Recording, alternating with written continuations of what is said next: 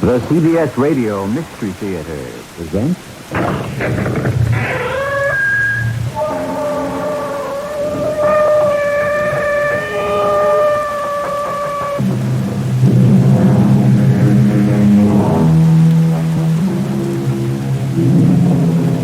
Come in. Welcome. I'm E.G. Marshall, your guide through the macabre maze of the occult. Love, hatred, and revenge are accepted by us as part of our daily lives. But those who claim to know the spirit world assure us that these emotions don't necessarily die with the death of a mortal, but are sometimes carried over into the hereafter. Our tale deals with love, hatred, and a revenge that reached from beyond the grave and made a mockery of the marriage vow till death do us apart. Honestly, Jack, do you think Vinny will come along with us on our honeymoon, too? Now, Anne, don't talk like a fool. Vinny is dead. Forget him. He won't let us. Your dear, dead twin brother just won't let us alone, and it doesn't seem to bother you any more than it did when he was alive and tagged along on all our dates. Jack, I can't live with a ghost. All right, Anne. What do you want me to do? Kill him? You know as well as I that Vinny's already dead. Just make him stay that way, Jack. Just make Vinny stay dead.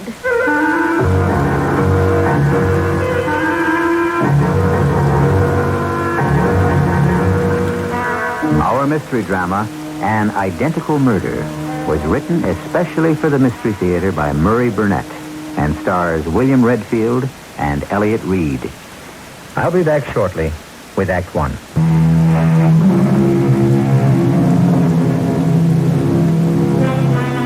That thin line between love and hate has been walked by tellers of tales ever since tales have been told.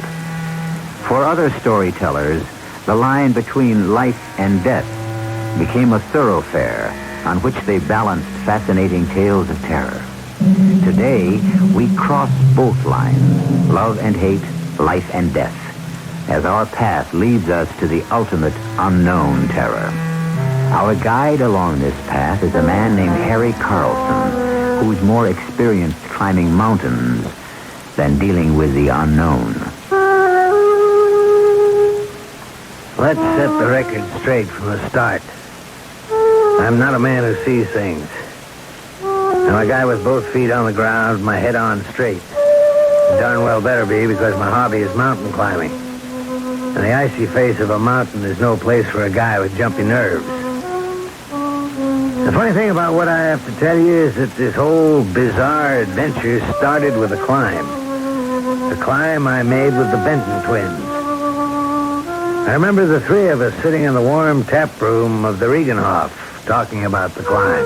Harry, the map shows we shouldn't have too much trouble after we reach this point, about halfway up the north face. Right, Benny. The tough part should come when we leave the trail. I'm Jack. He's Vinny. You keep mixing us up. Wouldn't you think I'd be able to tell you apart after the last 4 years? Well, Harry, why should you be different than everyone else? People have been calling Jack, Vinny, and me Jack ever since I can remember. Well, I'd love to talk more with you guys about people mistaking you for one another, but I think we're prepared for tomorrow's climb, and I'd better hit the site. I'm just a lonely young lady looking for a date. Anyone interested? And what are you doing in Switzerland? Annie, darling, listen, pay no attention to my rude twin brother. I am delighted you're here, Anne. Vinny. And I know you're Vinny because Jack always says my brother, and you say my twin brother. And since you're such an observant minx, come here and put your arms around me, and I'll show you just how glad I am to see you. You've made yourself a deal. Hey, my ribs, Jack. Leave me my ribs. I'll need them for the slopes tomorrow. Oh, what's this about slopes? I don't know how you got here, but now that you're here, there'll be no skiing. You're climbing with us tomorrow. Please don't take this personally, but I have no head for heights. I'm all right on skis, but climbing is out. If everyone knew their own limitations, there'd be a lot fewer accidents. Well, good night. We'll meet here tomorrow bright and early. Yeah, that seems like a good idea for all of us. Now, what do you say, Jack? If you don't mind, Vinny, there's something I want to discuss with Jack. Oh? Private? Sort of. Well, now, Anne, you ought to know by now that Jack and I have no secrets from each other. He'll only tell me anyway. Perhaps, Vinny, that's exactly what I want.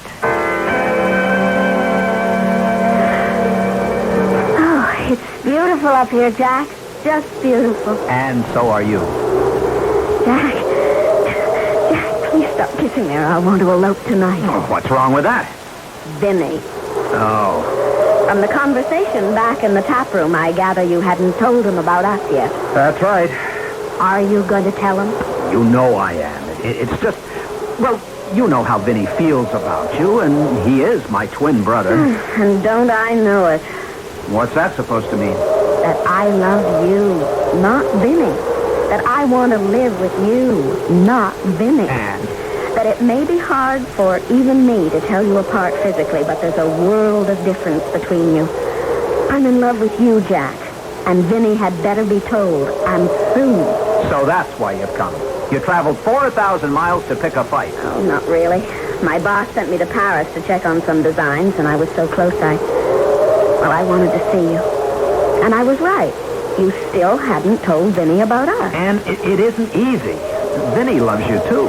But it's you I'm marrying. You really don't understand how close Vinny and I are. It's something, well, being twins, I can't explain it. That's been the story of our entire courtship.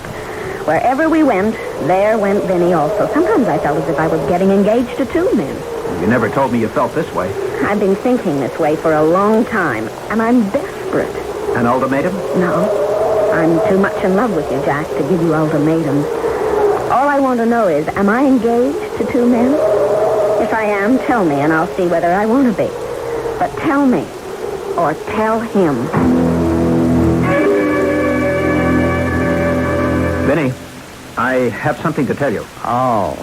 It's about Ann, isn't it? I should have guessed you'd know. Mm-hmm. We've always been able to read each other's thoughts. So, aren't you going to congratulate me? Well, you've just lost me. I knew it was about Ann, but where did the, congratulations come in? Ann and I are going to be married. You dirty double-cross! Oh, Vinny, what do you do? Behind my back! Vinny, stop it! I'm gonna kill you! I'm gonna kill you! I will kill you! Okay. I'll kill you! Okay, I'm not going to stand here and let you beat me up. Dirty! Now are you going to listen to me? Or do I have to pound your head against the floor? Okay, Jack. Okay, Jack, let me up. I'm sorry. I'm sorry I blew my top. Vinny, what happened to you? I honestly don't know, Jack. For a minute, I really wanted to kill you. You almost did. Now calm down and let's talk about my marriage. No, the only talking I'm going to do is to tell you how sorry I am. I'll make it up to you, Jack. And I'll prove it with my wedding gift.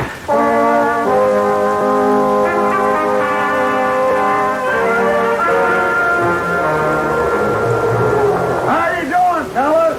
We're okay, Harry. Why don't you let Jack speak for himself, Vinny? There you go again, Harry. I am Jack. And I'm Vinny. And I'm doing okay, too. How far are we from the summit?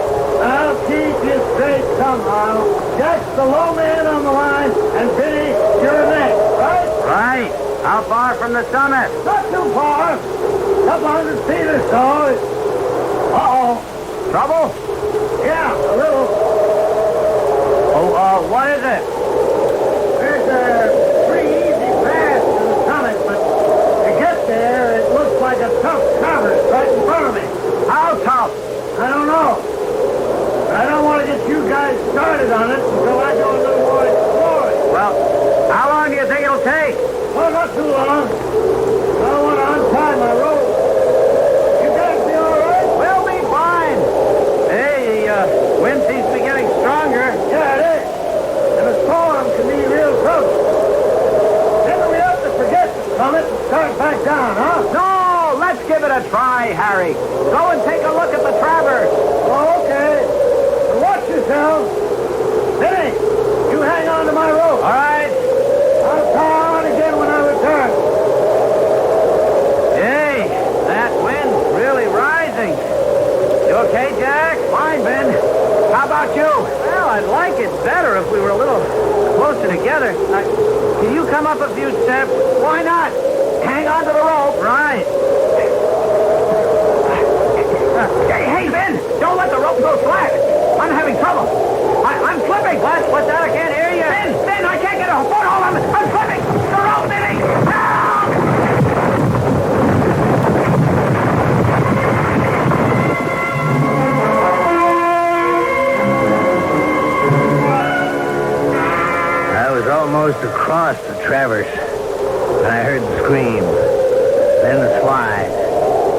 My stomach told me what had happened.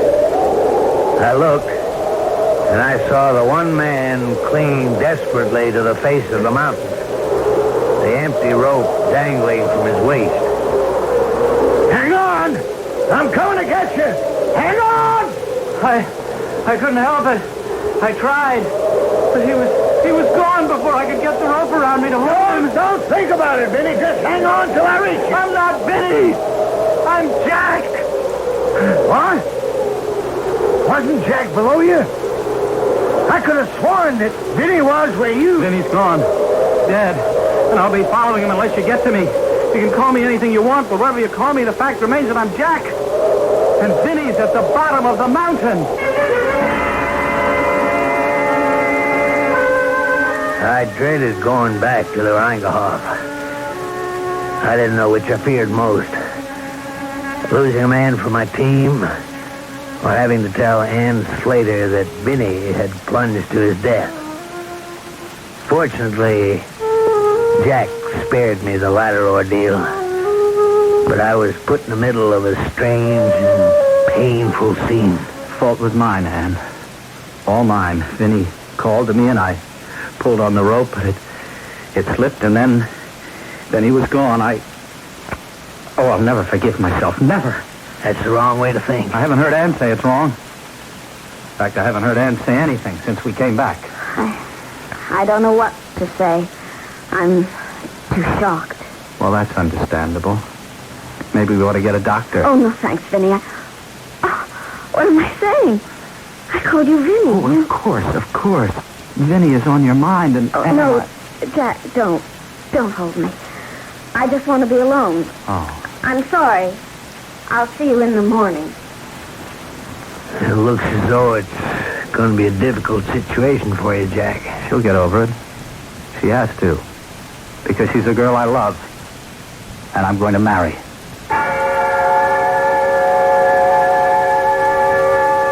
A few months passed. I expected to read the announcement of the wedding between Jack Benton and Ann Slater, but all I heard was that they were seen around town together and no date had been set. Until one day at my office, I looked up and Ann Slater stood there. Only she wasn't the vivacious, laughing girl I remembered, but a frightened, confused woman on the razor edge of a breakdown. I'm sorry, Harry. Really sorry. I shouldn't have come, but Oh, you don't think I'm crazy, do you? No, Ann, sit down. Let me get your drink. You were there. You're the only one I could think of who might be able to help. Brandy, coffee. He's dead, isn't he? You were there. Now, Ann, try to get hold of yourself. What is it? That's what Jack keeps telling me. He says it's all in my mind, but I know it isn't. It isn't! And why don't you start somewhere and explain so that I can understand? It's Jack. And Vinny. Vinny? You know how close Jack and Vinny were, but what you couldn't know was that all the time Jack and I were dating, Vinny was along. Well, what does that have to do with that? It doesn't help me, but I think we still are. I think we still are a threesome.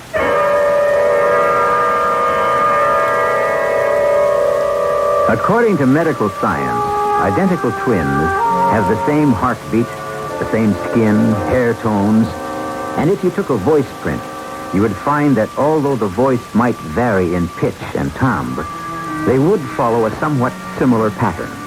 The question is, would a woman be able to tell the difference between identical twins if she loved one of them? I'll return shortly with Act 2.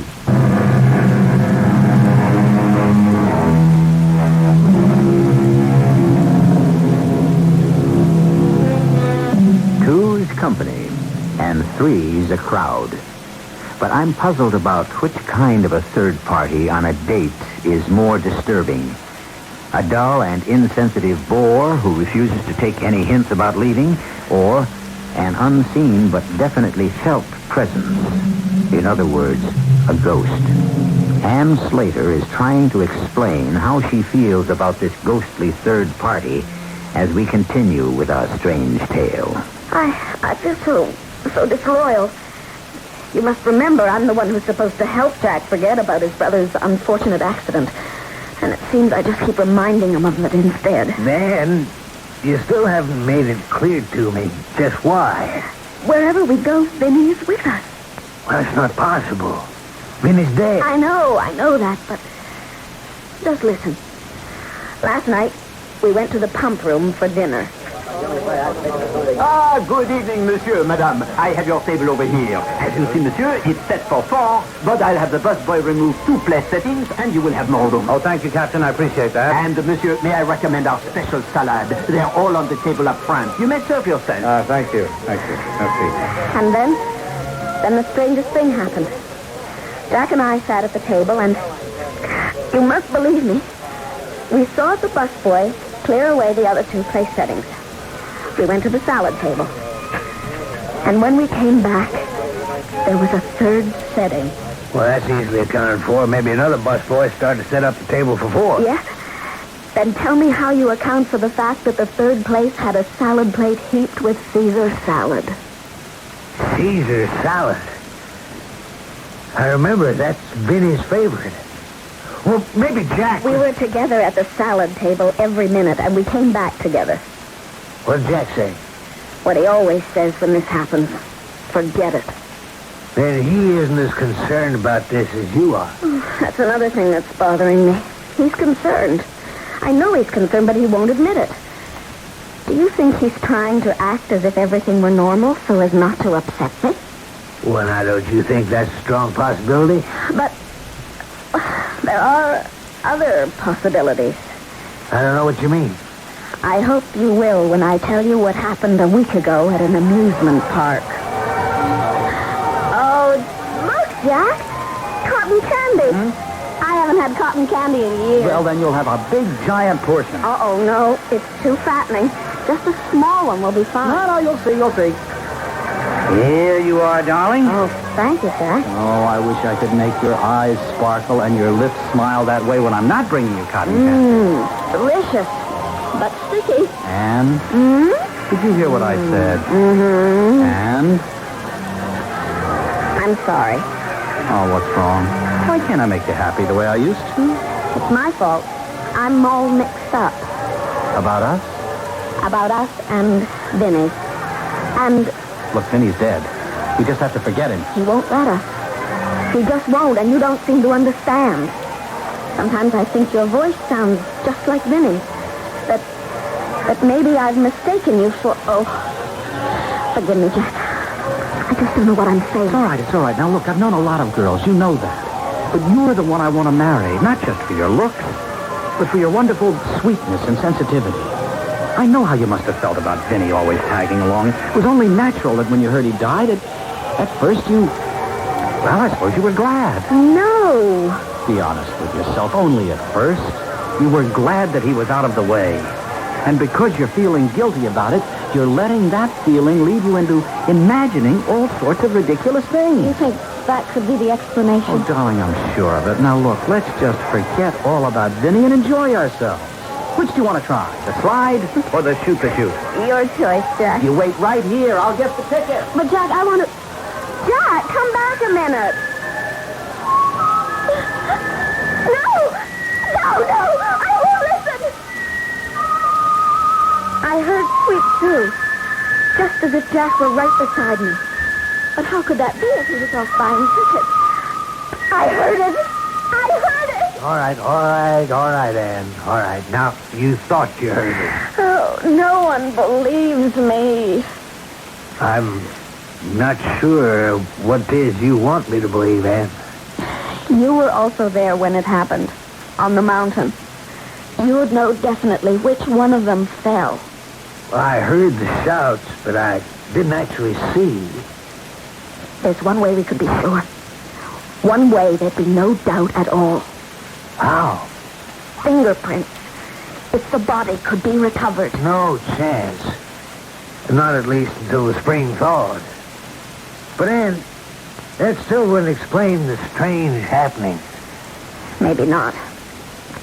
But can't you see that I'm terrified I'm marrying the wrong man? If I knew which one had died on the mountain, At least I'd be sure about the man I'm supposed to marry.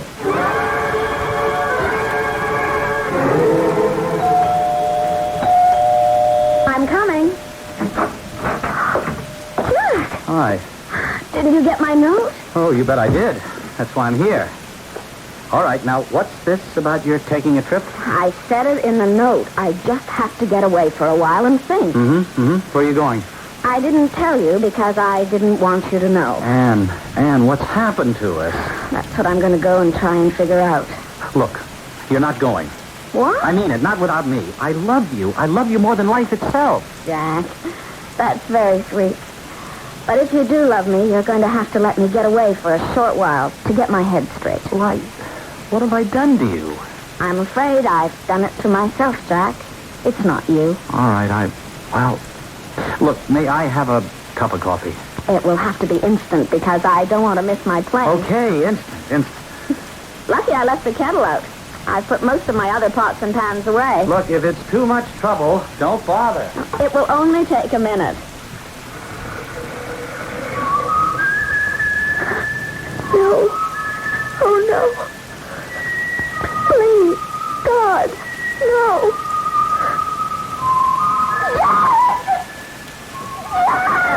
Anne, what is it? What is it? What's the matter? You've been sitting in that chair all the time, haven't you? Yes, of course. I mean, you didn't come into the kitchen, did you? Well, darling, I told you I've been here. Now, Anne, what is it? What happened? Nothing. I just got frightened. Darling, come on, tell me. I thought I heard you whistling Sweet Sue. You thought, sweets, well, why should that get you so upset? As a matter of fact, I was. No, but I heard it close up in the kitchen with me. Oh, you see, I'm worried about your being alone. The kettle. I'll get your coffee. All right. Look, at least let me drive you to the airport, will you? Please forgive me, but I have to finish packing. Here's your coffee. All right. What about the airport? Let me think about it while I pack. 3 valises? How long are you thinking of staying? Until I feel I can handle the situation. You can close the one on the love seat. All right. Is it all right if I put my coffee on the night table? Be my guest. Your guest. I'd rather be your husband. Oh, love. When are we going to get married? I always forget my toothbrush. No, there it is. Look, Anne, did you hear my question? I heard. Well? Let's go back into the living room. All right. What about the other valise? I'll leave it. I may have some last-minute things. Now what? Look on the table. Right there on the table. What? You mean the coffee cup sitting there? And the lighted cigarette. I don't smoke. And you haven't lit a cigarette since you came in. Now I know I brought only 1 cup in from the kitchen, and you left it on the night table in the bedroom, so how can Now, you... Anne, calm down, please. Now you know why I'm going away. And you also know why I may never come back. I just can't go on like this, Jack. I can't.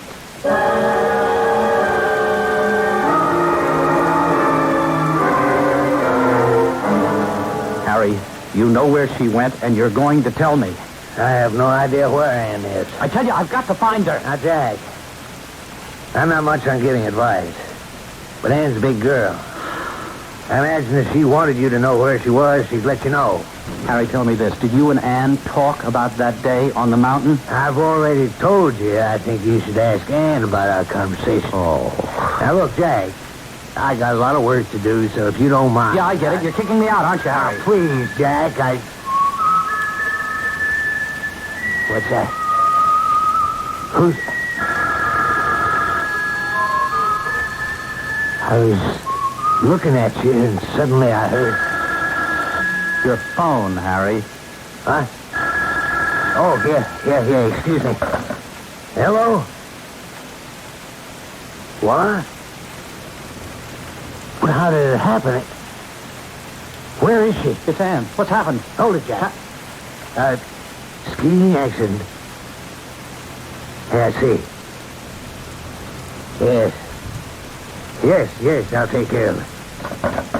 Oh, no, it was about Ann, wasn't it? Yes. She's in a skiing accident, but she's all right. Yes, the hospital called me. All right. What hospital? Where? Jack, she called me.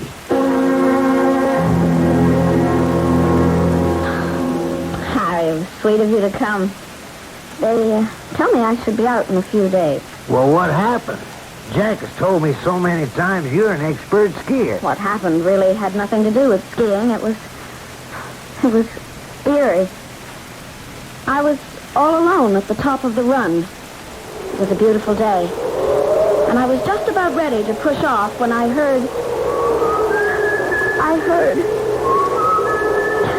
I looked around, but I was alone, and then I heard someone whistling. I panicked. I dug my poles in and took off. But the sounds followed me. I knew I was going too fast, but I just wanted to get away from the sound. I wanted to go faster than all those awful sounds. But I couldn't. And then, well, I never even saw the tree I hit. And I have something to tell you. When that call came from the hospital, Jack was with me in my office. He knows about your accident. Oh, well, I don't suppose I could have kept it a secret. Anne, are you all right? I got here as fast as I could. I should never have let you go alone. Hello, Harry. Anne, please. Are you all right? Jack, I will be in a few days. Oh. The doctor says it isn't serious, just a mild concussion. But, Jack, you shouldn't have come. Oh, that's where you're wrong. Not only am I here, but I'm going to stay until you get well, and then we're going to get married immediately. Jack, don't you understand that the reason I went away was because I wasn't sure about... Well, I'm sure. Darling, I'm sure you need me, and from now on you'll be with me, and I'll be here to solve all your problems.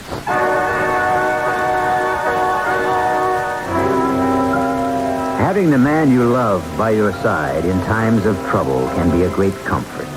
But it also can be greatly disturbing if you're not sure whether the man by your side isn't the wrong man, the wrong twin, and perhaps even a murderer. We'll be back shortly with a resolution of our Anne's dilemma.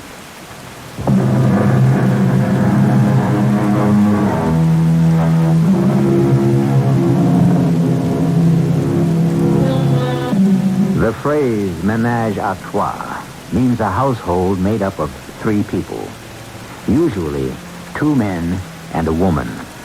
But the 3 can be any combination that medical science and the new sexual freedom can devise. In our story, Anne Slater, 1 week before her marriage to Jack Benton, was deeply worried about a possible ménage à trois. But her concern was that the 3rd person in her ménage was a ghost. Harry Carlson, the best man, was also worried. I certainly didn't relish the idea of Jack Benton asking me to be his best man, but my guilt over the death of his twin brother left me no choice. And so, 3 days before the wedding, I found myself Jack's guest at a charming cottage by the sea that he and his brother had inherited. It was here that he had decided to spend their honeymoon. So we were alone that first night, just Jack and me. Well, I'm sure glad you could make it, Harry. There's no one in the world I'd rather have as my best man, except, of course, Vinny. Thank you for the compliment. Who's upstairs? Well, you're the only guest. Yeah, but there's somebody up there.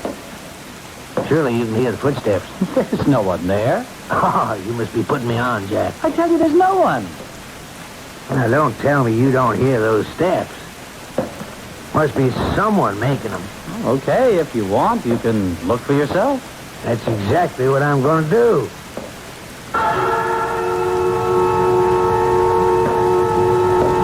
Hello?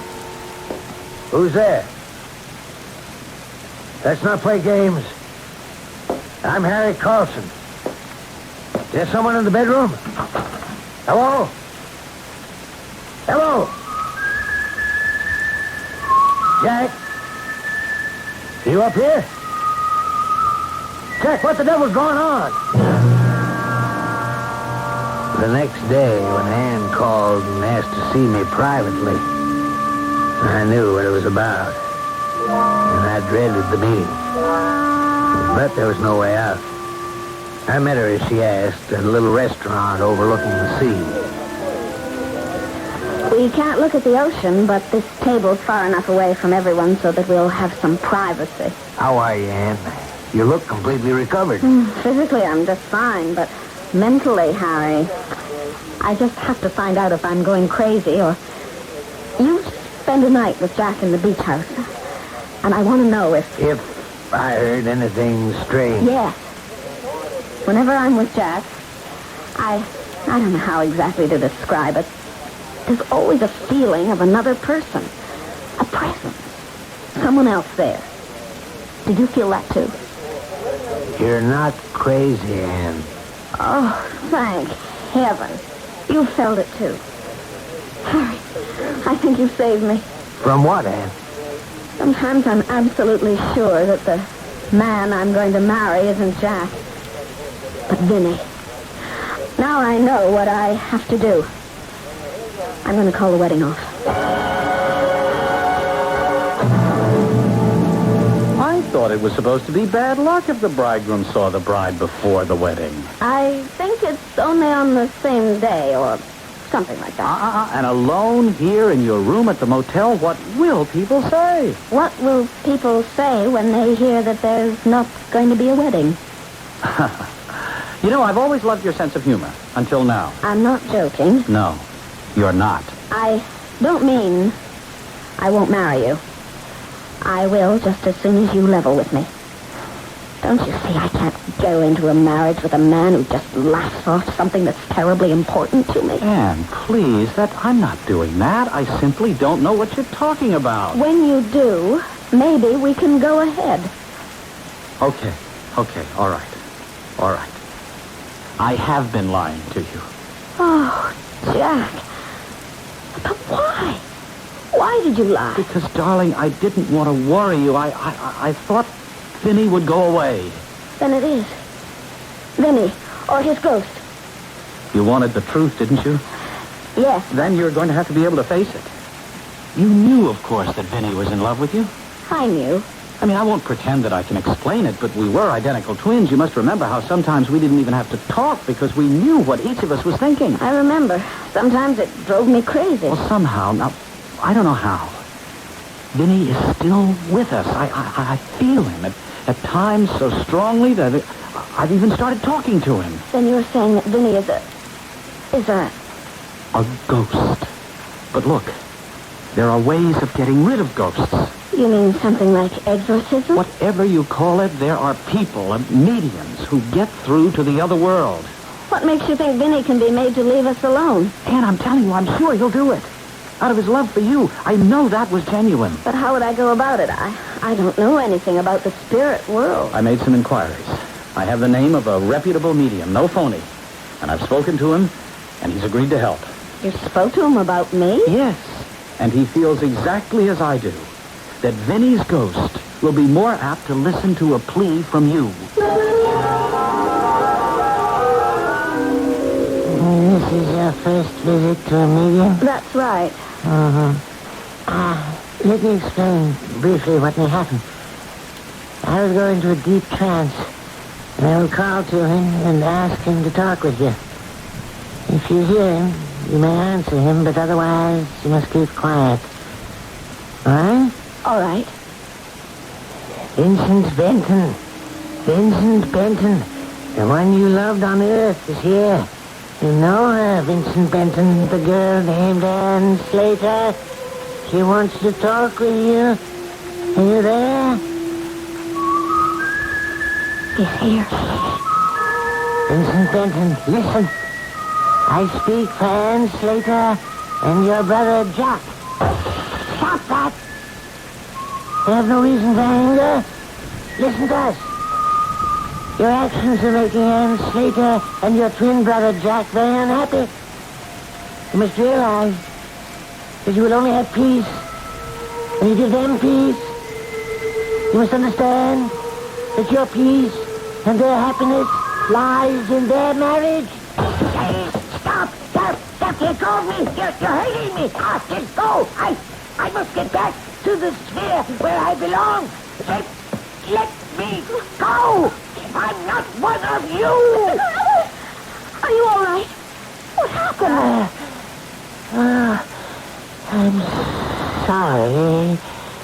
I cannot help you. I don't believe anyone can. We contacted a malignant, a very evil spirit, and it's best that you leave immediately.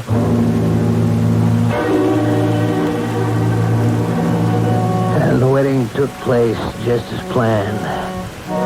As I followed Jack and Ann up the aisle, I felt the hair on the back of my neck stand up. I looked around. Everything seemed perfectly normal until Jack took Ann's hand. Oh, your hand's like ice, Jack. Harry, do you have the ring? I handed Jack the ring. And suddenly my blood ran cold. Because very faintly, I heard it. I knew that Ann had heard it too, because I saw her lips tighten. But her hand was steady as the ring went on her finger. And then it was over. And they were man and wife.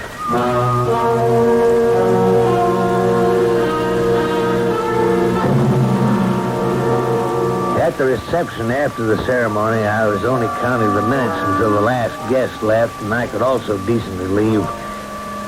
Nothing more had happened, but I still desperately wanted to get away. After what seemed an interminable length of time, only Ann, Jack, and I were left. I took Ann aside to offer my good wishes. Thank you, Harry. Thank you. I owe you a lot. Oh, you don't owe me a thing. It's just... you sure everything's going to be all right? You heard the whistling at the ceremony, too. Don't worry. Jack and I have made up our minds. We'll be fine. Yes. Yes, I'm sure you will be. I'll just go back to the cottage, pack my bag, and clear out. This is going to sound silly, but Jack and I decided we wanted to be in the cottage alone for the next few hours. Of course, I understand. What time should I drop by? Half an hour or so. Jack and I are walking back along the beach.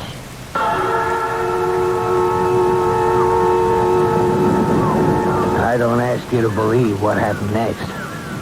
I only tell you what I saw with my own eyes as I stood on the steps of the church and watched them walk on the wooden planks that had been laid along the beach to form a crude boardwalk. Their backs were to me, and Jack's arm was around Ann's waist, when suddenly, I'll swear, there were two arms around her waist, and one of them was encased in ice. Why is it suddenly so cold? I think the wind has come up. I don't feel any wind, but Jack, I'm freezing. Let's walk faster. Darling, I can't. Look, you run on ahead and light a fire, will you? I'll be along in a minute. Don't be long. I won't. Jack, please let me go. I really tried. I tried to throw you the rope. Look, believe me. You know Anne would never have married me. I had to take your place. It was better for Anne.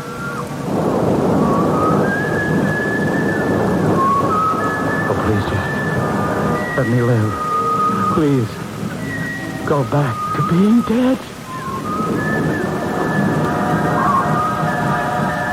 And as I watched, the arm encased in ice grew to a whole man, who with his icy arm walked around the bridegroom's shoulders, led him inexorably off the planks and across the sand and into the sea, where they both disappeared from view.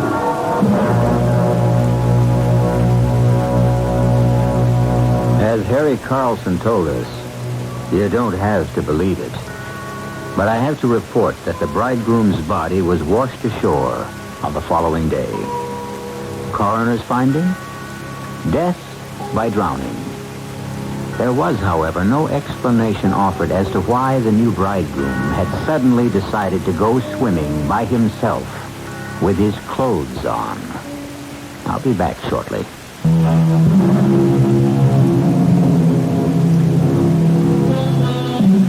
Castor and Pollux, the heavenly twins fixed and immutable in the sky, made a bargain with Zeus. When one died before the other, they were to be together always. Only they were to spend 6 months in heaven and 6 months in hell. I like to think that the Benton twins made the same deal to be together. But what troubles me is which twin belonged in heaven and which in hell. Our cast included Elliott Reed, William Redfield, Roberta Maxwell, and Robert Dryden. The entire production was under the direction of Hyman Brown. And now, a preview of our next tale. It was a long wait. The pendulum swings in its gentle arc. I can feel her presence coming closer, closer. Feel myself floating back into that special world of peace and beauty. Her back is turned to me as I call, and she turns. But it is no longer Wanda's face I see. It's the face of the slovenly, mocking little witch I have taken into my house. Bad enough she invades my waking life. I will not let her spoil what few dreams I have left. Old instincts explode, and I reach towards her, ready to strangle her for daring to try to take Wanda's place. Radio Mystery Theater was sponsored in part by Buick Motor Division and Uncle Ben's Long Grain and Wild Rice. This is E.G. Marshall inviting you to return to our Mystery Theater for another adventure in the macabre. Until next time, pleasant dreams.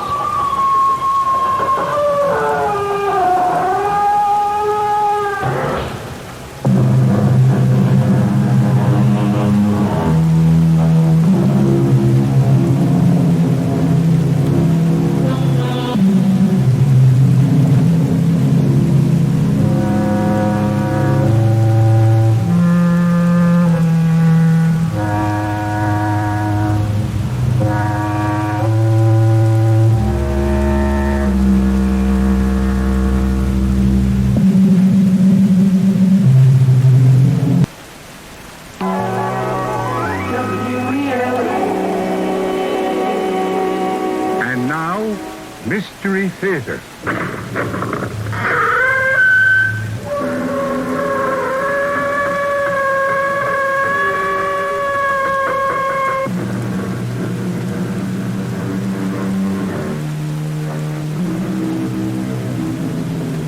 Come in. Welcome. I'm E.G. Marshall. They say there do be girls in Galway that are the fairest in the world. Of course, there are other things in Galway, all Ireland for that matter, that you don't find anywhere else. Cluricaunes and banshees, the little folk, and of course the leprechaun himself. Blarney and the Blarney Stone itself. So many things that are hard to credit that the only way is to make a trip there for yourselves. As we are now going to do. Oh, Mother of Heaven, he's at it again, Mary. Uncle Terence? Who else? Rattling his portrait against the chimney stones and wailing like the banshee he is. Oh, well, Sean, you know what he's after. Turn the picture face to the wall and give the poor man the chance to dress himself in privacy. All right, Mary. But where would he want to be off to today? There's no wake or wedding or holy day to celebrate. If he's taken advantage of the leprechaun's promise, there's something special in the wind. Now, you being the man, take a wee peep there and see if he's gone. He's gone. The canvas is bare as a turnip. Then mark my words, Sean Daly, we're in for some excitement in Glenford. I wonder what will be this time.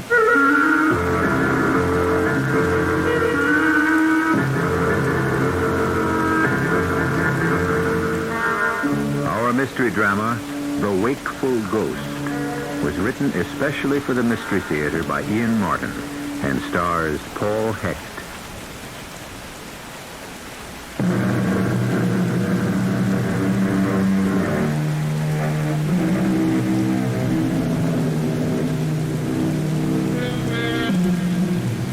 Brian Mackin finished his last year of med school and found himself with $1,000 left of his inheritance and 2 weeks before he began his internship. He was weary from the long struggle for his medical degree, because in spite of scholarships, he had to work outside to raise money for the 6 years of study. Both his parents were dead. So far as he knew, he was alone in the world, but his background was Irish, and he had some vague memory that an aunt and uncle were living still in the old country. So he decided to spend the 2 weeks on a vacation, which was to change his whole life. Nobody's going to believe this, but it's exactly what happened to me in Ireland. After roaming around a few days in Dublin, I took a train for Ballinasloe and Galway, to the west. The only clue I had to my uncle and aunt was an old postcard with that postmark and their names, Sean and Mary Daly, which is sort of equivalent to John and Mary Smith. I didn't have much hope of finding them, but it was a joy just to have nothing to do with my last 3 days playing detective. No one was more surprised than I when a ruddy-faced little gentleman walked up to me at the station. Sure, now, I couldn't be mistaken, but just for the politeness of the thing and observing the formalities as 'twere. But you wouldn't be Brian Mackin from America. Well, yes, that's exactly who I would be. And now you're maybe wondering who I am. Well, yes, I am indeed. Sure, I'm your great-uncle Terence on your mother's side, once or twice removed, for I was born on the wrong side of the blanket, they say. Oh, I don't know myself nor care, for sure. In my own opinion, I was a changeling, which accounts for my close associations with the... that's of no matter for the moment. Terence Krushkin is the name. Terence Kinsella Clonmay Krushkin. But sure, Uncle Terence will serve. 'Tis the way most people know me. Well, I'm still puzzled. How did you know me? I've a little cart and a pony waiting, and if we want to get to your aunt and uncle's before dark, I'm thinking we'd best get along, and I'll tell you all on the way.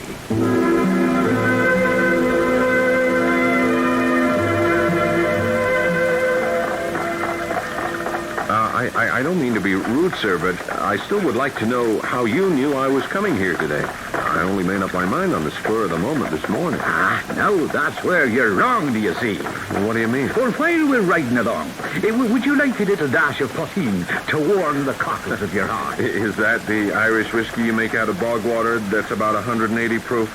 The same? No, thanks. No, that's the stuff I had last night in Dublin that knocked me out like a Mickey. I'm still not over it. Well, now then, to answer your question. Yeah. How I knew to expect you. Do you remember the little chap in the green bowler you met at the Snook last night? Oh, yeah, I remember him. He introduced me to this nectar. Well, now, McDrouche is a friend of mine. No, that's not what he said last night. That he wasn't a friend? No, I mean that wasn't his name. Oh, he probably called himself Michael Mahan or some such. Yeah, that's right. Sure, that's what he uses as a cover when he's out and about the town. What is he, a secret agent, IRA or something? Not him. He's all peace and goodwill. He's a leprechaun. A leprechaun? That's right. Oh, God, come on, Uncle Terence. Stop pulling my leg. Michael Mahan was no leprechaun. Did he have a little green bowler? Well, I don't know if you could call it green. It was green. Old. And did he have pointy little ears just under his hat rim at the top, like? Well, as a matter of fact, medically, I was interested because the auricular cartilage was strangely shaped. The what was what? At the top of his ears. There. You see? There's your answer. Enough to convince an American. Anyway, your friend the leprechaun sent me a message in a way that we have. And that's this how must be the greatest put-on of all time. You're not going to tell me you're a leprechaun, too. Oh, no. I'm more of a banshee, you might call me, but with special privileges. Oh, yes, quite special. But that can wait. Oh, Mariner! Oh! Is this where my aunt and uncle live? It is. Sean and Mary Daly? That's who they are. Are they expecting me? Lord bless you, no, but you'll be welcome, son, as welcome as the flowers in May. Here, take your bags and jump on down. Aren't you coming in with me to introduce me? Well, sure, you're a nice, well-mannered lad, and you'll manage by yourself. But it's time enough to put Maureen and the cat and myself away till any of us is needed. God hold you in his pocket till we meet again. We are going to, aren't we? Oh, yes, indeed. I don't know how 'tis to be arranged, but I have plans for you in the future of more than one. At the moment he was calling it back to me, the twilight was upon us. It must have been some trick of the rising evening mist, but I swear, before he reached the corner of the building, Uncle Terence, the old-fashioned cart, and Maureen, who pulled it, seemed to disappear in the gathering gloom. Good evening to you, young gentlemen. Excuse me, are you, by any chance, Mrs. Sean Daly? I am that. Did you have a brother who emigrated to America called Thomas Mackin? I did. And you're from America? Yeah. You couldn't be. Is it Brian you are? Brian Larkin, whose mother was Margaret Denise. That's me. Hi, Aunt Mary. Oh, Brian. Oh, me darling boy, me darling boy. Oh, forgive me. Come in. Sean, will you look who's here? It's Tommy's son and Margaret. This is your Uncle Sean. Well, it's a pleasure to meet you. Oh, sit down. Sean, take the boy's bag. Yes. How did you ever find us? Oh, it's been years since we lost track. Sean and me had to move so sudden like, and our letters seemed to go astray. Now tell me about Tom and Margaret. Well, Mother and Dad both died suddenly within a month of each other. I've been so busy burying myself in schoolwork, I didn't... I let everything else go. Oh, you poor darling. Oh, if I'd known. Oh, you must tell us all about it. Can I get you a wee nip to settle you? Oh, no, thanks. I'm learning to be careful of Irish nips. Well, then I'll get you something to eat. Now, you'll stay the night with us in a few days. Sure, I've got till the weekend before I have to catch my plane home. Oh. Anyway, I'll wait to have dinner with all of you. Aunt Mary, Uncle Sean, Uncle Terence. Uncle who? Uncle Terence. He met me at the station, brought me here. I'd never found you without him. He just went to put the horse and cart away. A little mare with one black eye and one white? Yeah, that's Maureen. And did you expect to meet him at the station? No, he absolutely floored me. I mean, the only reason I came to Ballinasloe was because I had found an old card from you to Mother with a postmark. I was just taking a wild stab in the dark that someone might know about you or where you live. I wanted to... Well, I mean, as far as I know, you are my only living relative. Oh, we are, darling, we are. Well, I didn't know about Uncle Terence, and, well...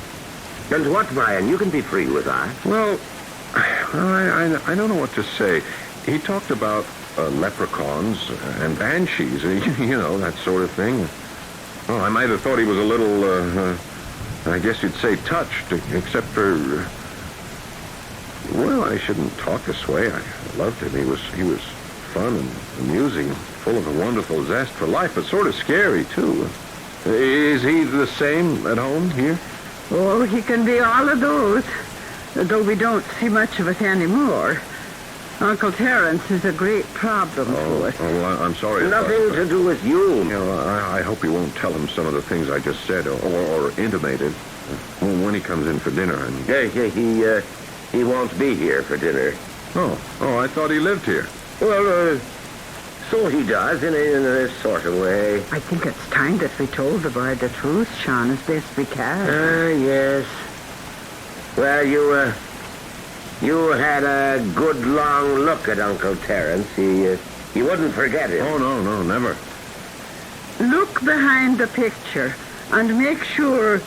Yes, he's back again. Now, come here. You see this portrait, Brian? Now, would that be Uncle Terence? Oh, yeah, that's him to the life. Not exactly. The gentleman you are looking at. has been dead these 35 years. What?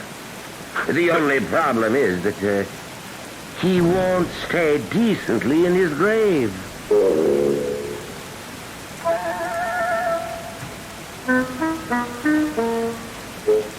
So Brian Mackin has come all the way to Ireland to find a real uncle and aunt. And in addition, a quite unreal uncle. A man who appears to be able to rise from the grave full-bodied by the mere device of having his portrait turned to the wall. No wonder Brian is convinced that it's all illusionary, a pipe dream programmed by that potent poteen. And yet, this is only the beginning. I'll be back shortly with Act 2.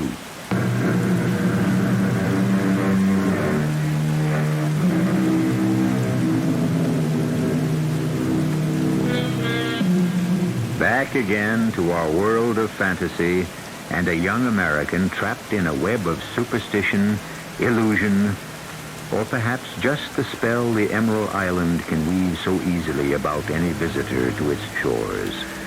Still, whatever doubts and fears he may have taken to bed with him, they are all dispelled by a glorious sunrise that wakes him up with cockcrow. My window faced to the east, with the sun streaming in and striking shafts of golden light from a blue river a few miles away. I climbed out of the host of warm blankets and quilt that covered my bed. The room was cold enough for me to seek the sun's warmth directly. And it was there, at the window, I first saw Sheila. She was not a small girl. She was tall and sturdy, but she walked as though each footfall was no heavier than a feather landing on the ground. She had long brown hair and purple eyes, with a wide mouth that, well, once I saw it break in a smile, made me make up my mind. This was going to be my gal. Well, since she was approaching the house carrying a basket, I don't suppose I ever dressed faster in my life to get down in time not to miss meeting her. Good morning, Brian. And did you sleep well? Oh, yes, the best sleep I've had since I can remember.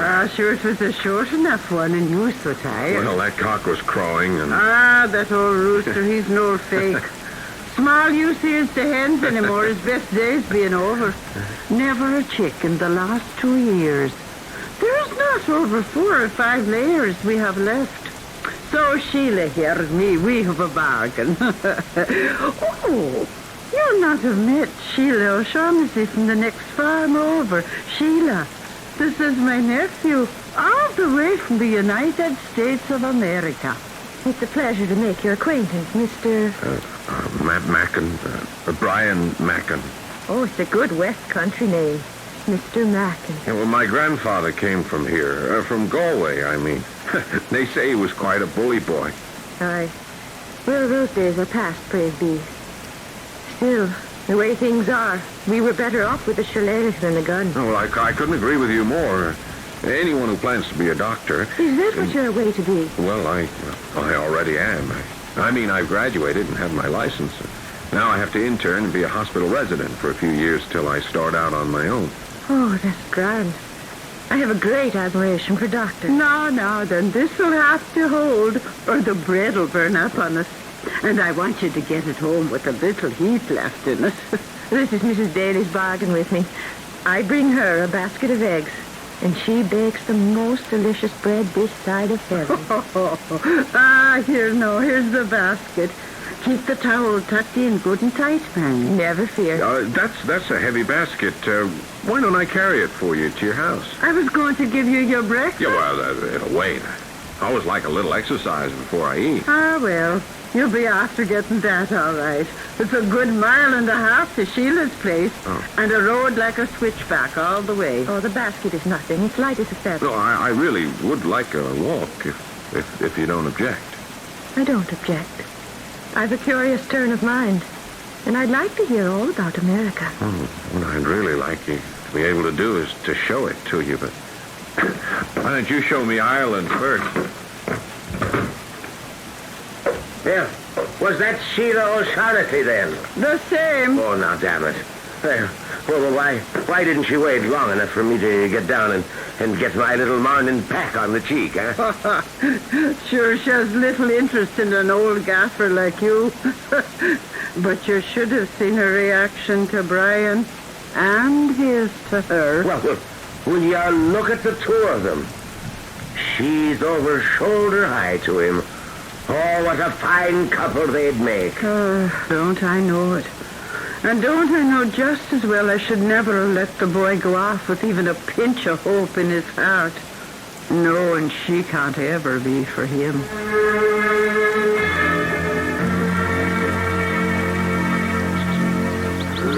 And is it really true that in Chicago they have a building that's 96 whole stories high in the air? Oh, yeah, that's true enough.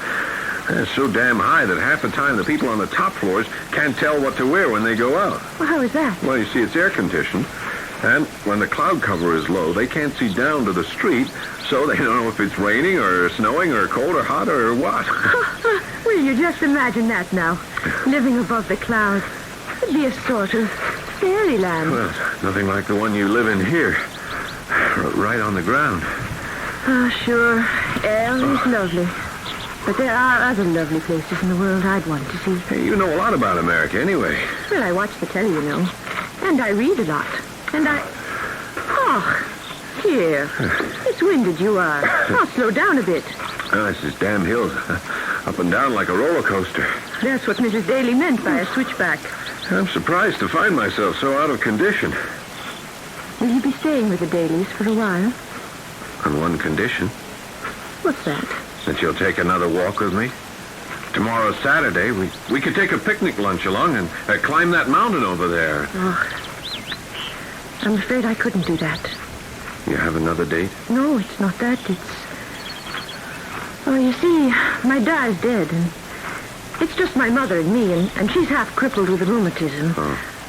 I couldn't be leaving her all alone all that time. And then there's the farm chores to be done. I could come over and help you get those out of the way. Dr. Mackin. Brian? Well, it's a bit soon and all, but if you want, Brian. Oh, it's just no good. It's not the way it should be. You don't want to go with me. Is that it, Sheila? Sheila. I do want to, Brian, I do. Oh, well, then come. It'd be my only chance, now. I'll meet you. Here, by this brig we're about to cross. And before dawn tomorrow, so we'll not be seen. We'll spend a whole long, lovely day together. With no one the wiser. But can I tell Uncle Sean and Aunt Mary? Oh, don't tell anyone. It's our secret. But the picnic? I'll take care of that. Now, you leave me here. Till tomorrow at, say, 4:30. Well, whatever you say. Sheila. I know. So do I. God help the both of us. She was gone in a second with that light, loping stride that covered ground almost as fast as a man running. I watched her as long as I could, away down that dusty, twisting, hilly road, appearing and disappearing, till at last she was out of sight. But not out of mind. Never out of mind. Sheila. Just her name was a song of love.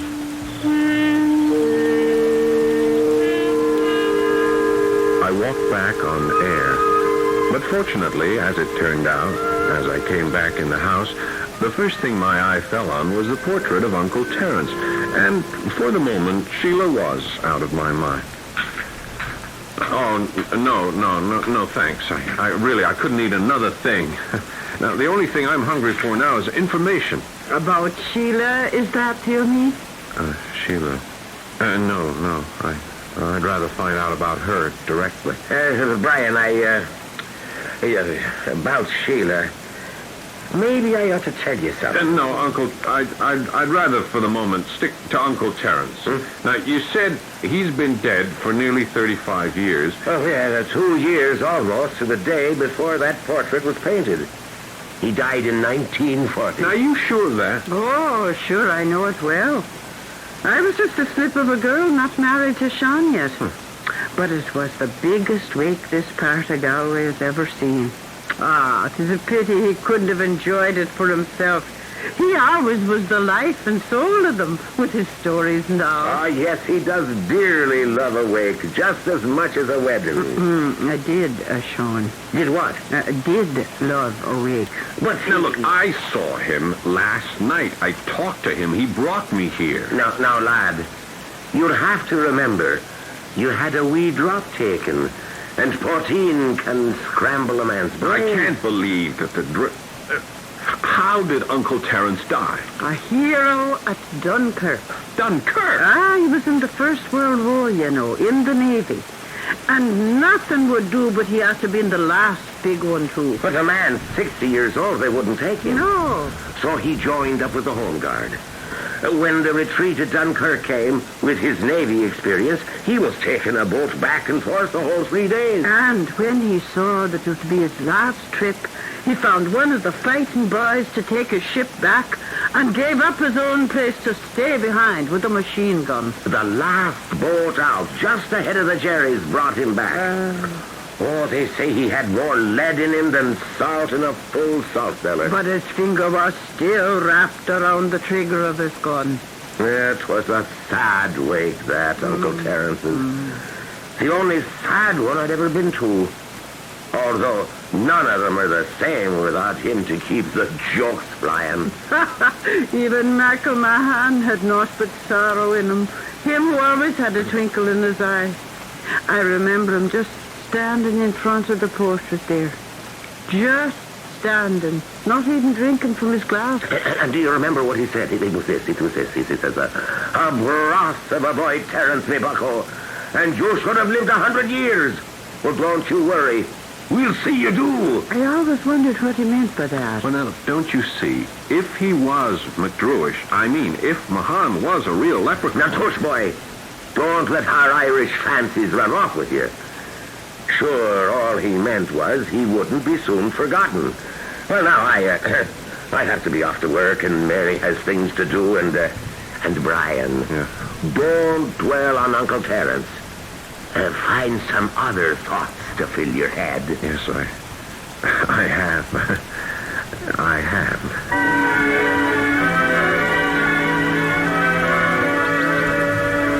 And that's the great bog to the north. Don't ever go near there, Brian. Why not, Sheila? Once the peat catches you, you'll never get free. And they say it'll swallow a man in less than a minute. To the southwest are the rest of the Schlevochty Mountains, the ones we're in now. And away down there, to the southeast, is the River Shannon. What's the matter? Are you cold? How could I be cold with your arm about me? Bold. That's what I am. Bold. Because you love me. And how could you be bashful with a man who loves you now, tomorrow, and forever? I just can't believe my luck. Don't. Don't what? Ah, Brian Boyne, don't say anything else. It's all been madness from the start. Love from the start. For us, the same thing. I should never have allowed you to. But I wanted. I loved. And sure, God can't punish me too deep for just one day of all I've dreamed. Kiss me. We've got to go. It's twilight already. Oh, just a little longer.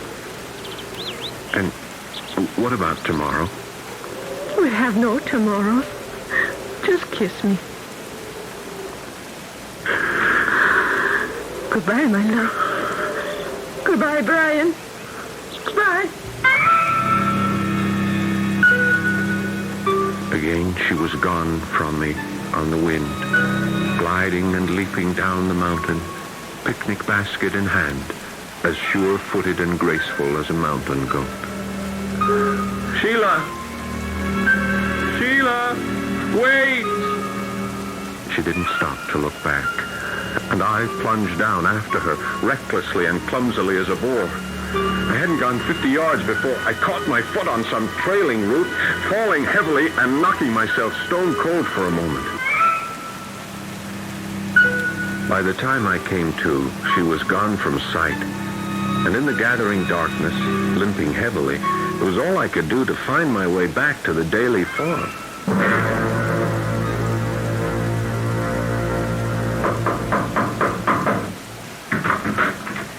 Brian, my darling, there you are. Sure, we thought you might be lost in the dark. Yeah, I'm lost in the dark, all right, Aunt Mary.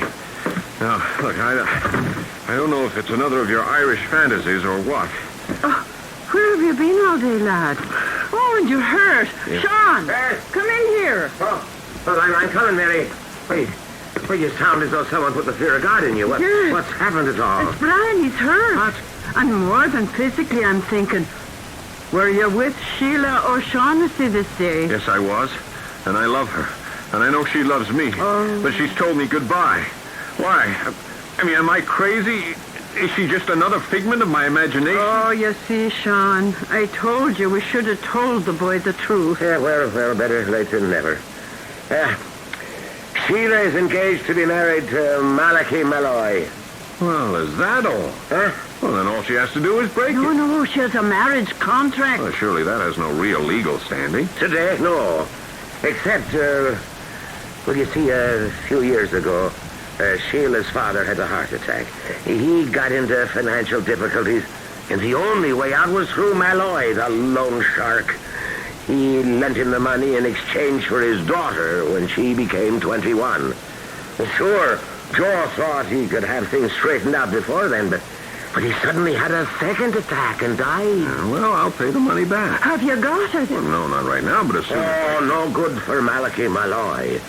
Besides, you make so much as one move at Sheila, and in this county, he'd have his woolly boys throw you in a sack and bury you in the peat bog. And the wedding is day after tomorrow. Now, look, just wait a minute. I mean, this is crazy. This is the 20th century. I'm an American citizen. Must be something I can do. What the devil was that? Oh, it's Uncle Terence. He wants out again. The Lord knows what he'll stir up this time. But there's no way to stop the man.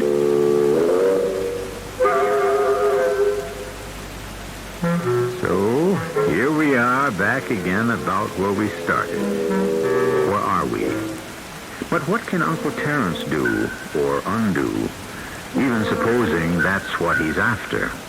Still, why couldn't it be? Since he's now well established as a denizen of the afterworld, I'll return shortly with Act 3.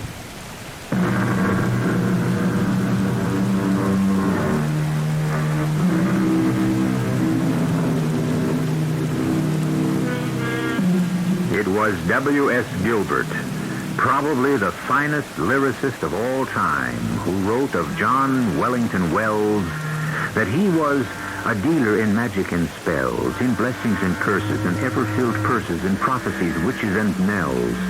I mention him only because it brings us back to our story of magic, fantasy, and, so far, pleasant sorcery. But will it remain that way as Uncle Terence's picture rocks on the wall, and once again we hear the eldritch scream of the banshee wail? I'll turn the picture to the wall. But if he's going to appear, it'll only be to the one who turns the picture. I think this time we'd better let it be Brian. Look, I'm not going to ask any questions anymore. Just leave me alone. I'll turn the picture. But Brian! Come away, Mary. We're out of this entirely. All right, Uncle Terence, or whoever you are, I am about to turn the picture. And all I say is, you get me Sheila, or show me how to get her. I don't care what the price is, short of my immortal soul, and I'll pay that gladly. Well, here you go. Who wants your immortal soul? Where are you? Turn around. You have eyes, haven't you? Sitting right here in the fireplace, Nook. Oh, what are you? Fact or fiction? Oh, why now, in a manner of speaking, I'd say somewhere in between. Well, does it make any sense to talk to you? All the sense in the word. Even suppose I believed, if you're a banshee. Now, what's the matter with a banshee? Well, it's evil, isn't it? The abysmal ignorance of the word.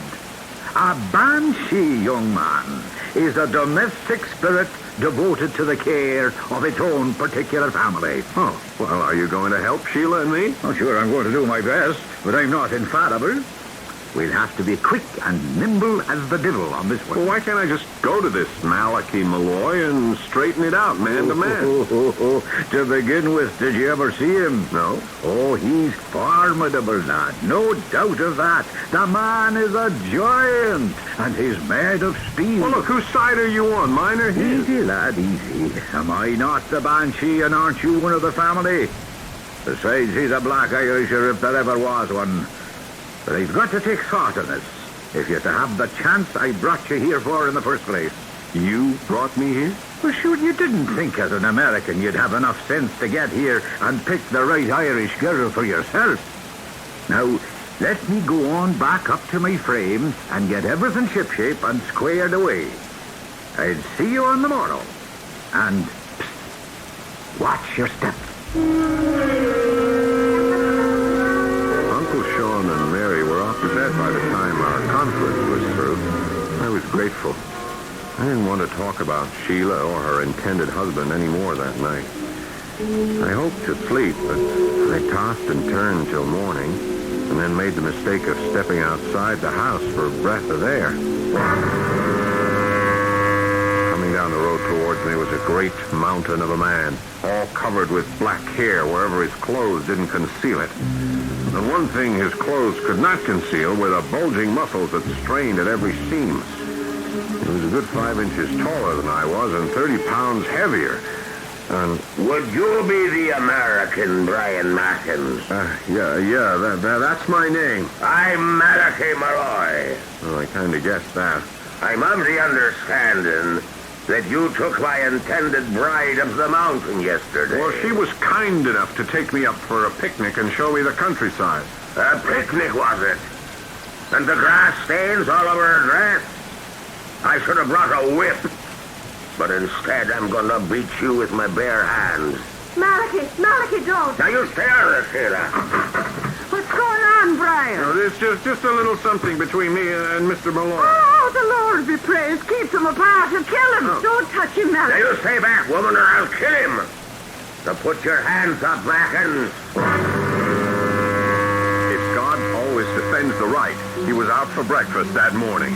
Now, I'm not exactly a patsy, and I usually can take care of myself in a fight. But this was a Willie Pad against a Marciano. He just made hamburger of me until he stopped and turned with me lying at his feet.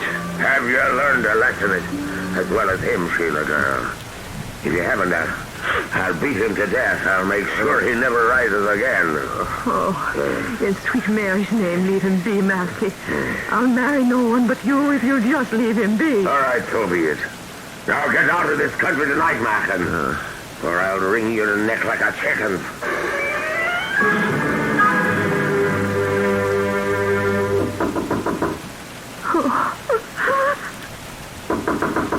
Who's that? Open the window and let me in. Quick now, I'm fading in the daylight. Uncle Terence, the picture. Now watch out for it. Let me in there. And close those curtains before I disappear entirely. There, now sure, that's better that is. What are you? You're just a portrait. And how could you get to the second floor window? The warning. The only trouble I ever found with a girl is they talk too much. The answer to it all is I'm a banshee, and I look out for my own. Brian is one of them. Oh, how is he? Was he sore hurt? Oh, a few bruises and maybe he lost a tooth or cracked a rib.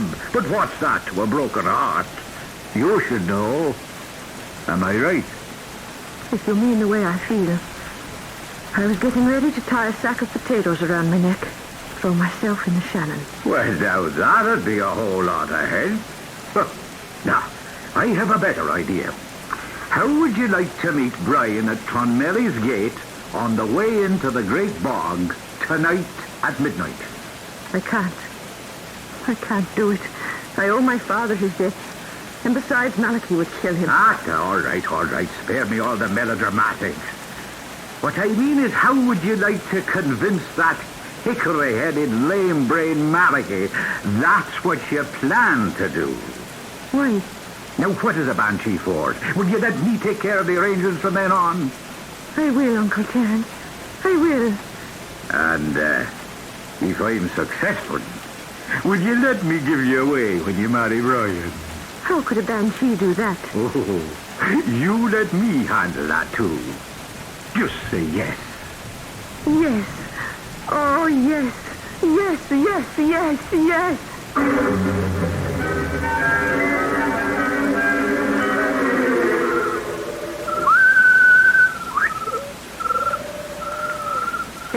Is that the banshees up there? Is it the leprechaun? God save you, McGrush. God save you, Terence Christine. Come here, Brian. Get us a firefly there so we can see what we're at. There, now. That's better. Do you see what Malachi did to the lad? Oh, you weren't right, Brilliant. Yeah, well, I took a good beating, but I'll live. It's nice to see you again, Mr. Mahan. Yeah, he said, no. We all know what to do. Yeah, I just show myself in the moonlight with you in that cape and hood, and then... And then McGoosh will dematerialize you back to the farm. Right. And Malachi will have no one to chase but me, thinking I'm Sheila. I'll tell you all the rest later. You have the shoes, McGoosh? Just the one. You know, we leprechauns never make but one magic shoe. Well, no matter. I can hop like a toad long enough until he's wet in the bog. Tis midnight. Here he comes. Send Brian home, McGoosh. And give me the shoe. And off we go. Sheila, I warn you. Wait for me. So you tried to slip away with your life and love, But you won't get away from me so easy. Where are you leading me? Well, put it in the bog. I'm caught. I'm sinking. Sheila, help me. I'm sinking in the bog. Now come back. Now there's a darling girl. You wouldn't let me go down to a dark, murky death, you that knows every path in it. Well, that's not you. It can't be. The bogles have a hold on me.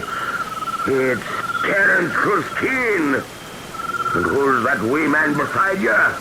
Oh, little friend. One of the wee green men. Here we are, your nemesis or your saviors. And which would you want us to be? Oh, Lord alive! Save me! I'm up to my waist already. That's no problem. A little piece of paper. And since it's hard to read in the moonlight, I'll give you the gist, as they say. I, mbpMinmei, hereby legally and completely accept the fact that all debts or claims against Thomas O'Shaughnessy are revoked and considered null and void. This is blackmail. So was what you did to my friend.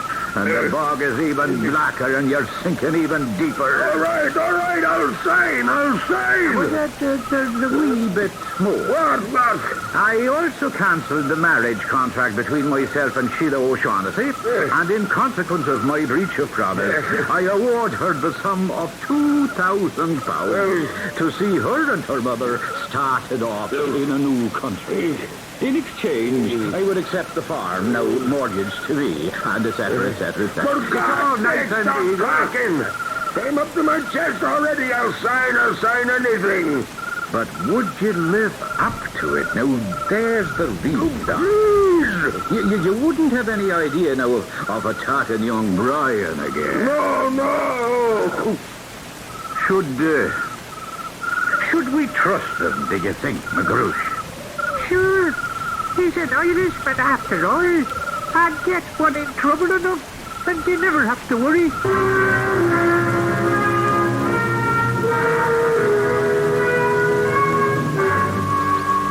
Goodbye. Happy future. Don't forget to send pictures of the wagon. Goodbye. Sorry I have to leave. I have to get back from my job. Oh, we're sorry too, but we'll take care of Mother O'Shaughnessy till you're married and have a place to stay. Well, Mary, all's well that ends well, but who'd have thought it? You said they made a wonderful couple. I'll never understand how Malachi suddenly got so generous. I'll never understand why, but I can guess how. What do you mean? Take a look. We're going to have to get a new picture to hang over the fireplace. Oh, now what's it doing turned to the wall again? What's he up to now? Isn't turned to the wall. Huh? It's just a blank canvas. What do you mean? Have a look for yourself. Holy mother, it's blank on both sides. Where's Uncle Terence? I've a feeling he's off to America. He always did want to see the United States. Well, we can leave it up to Sheila and Brian to worry about him now.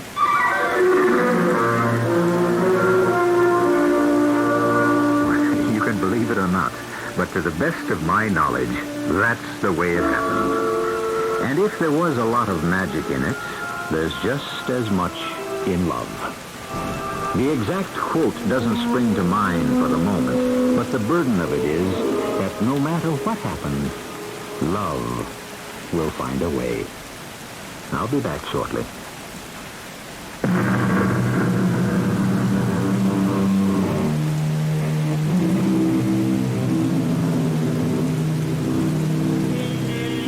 Brian and Sheila were married a month later in the States. Everyone who was there agreed they were as handsome a couple as you could ask for.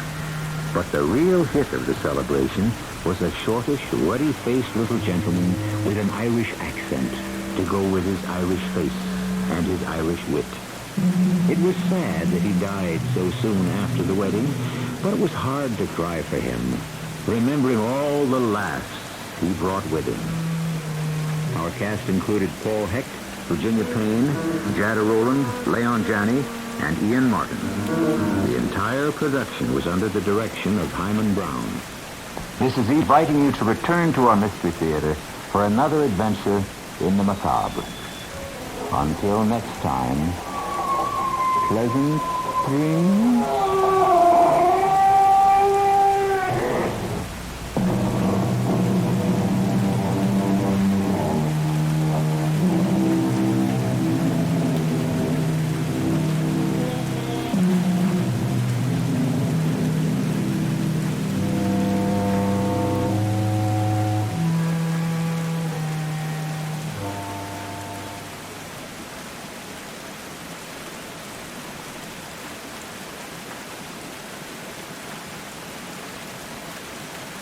The CBS Radio Mystery Theater presents...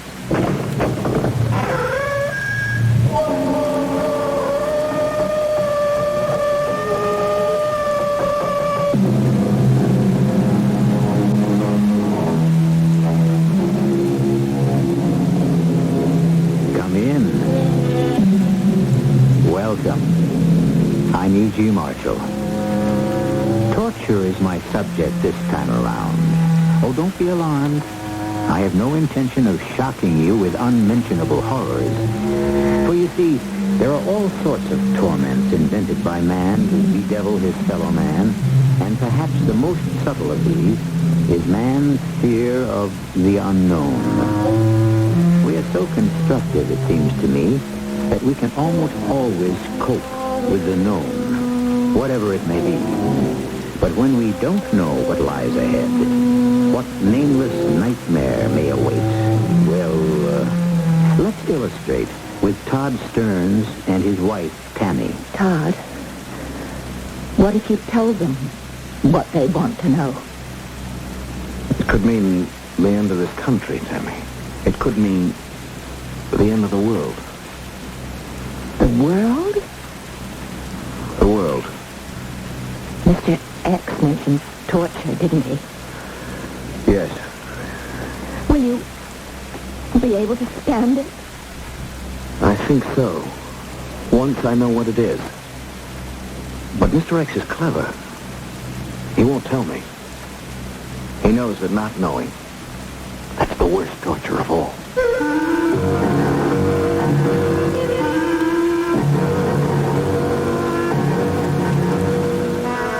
Our our mystery drama, The Pit and the Pendulum, was especially adapted from the Edgar Allan Poe classic For the Mystery Theater by George Lothar and stars Tony Roberts and Marion Seldes. I'll be back shortly with Act One.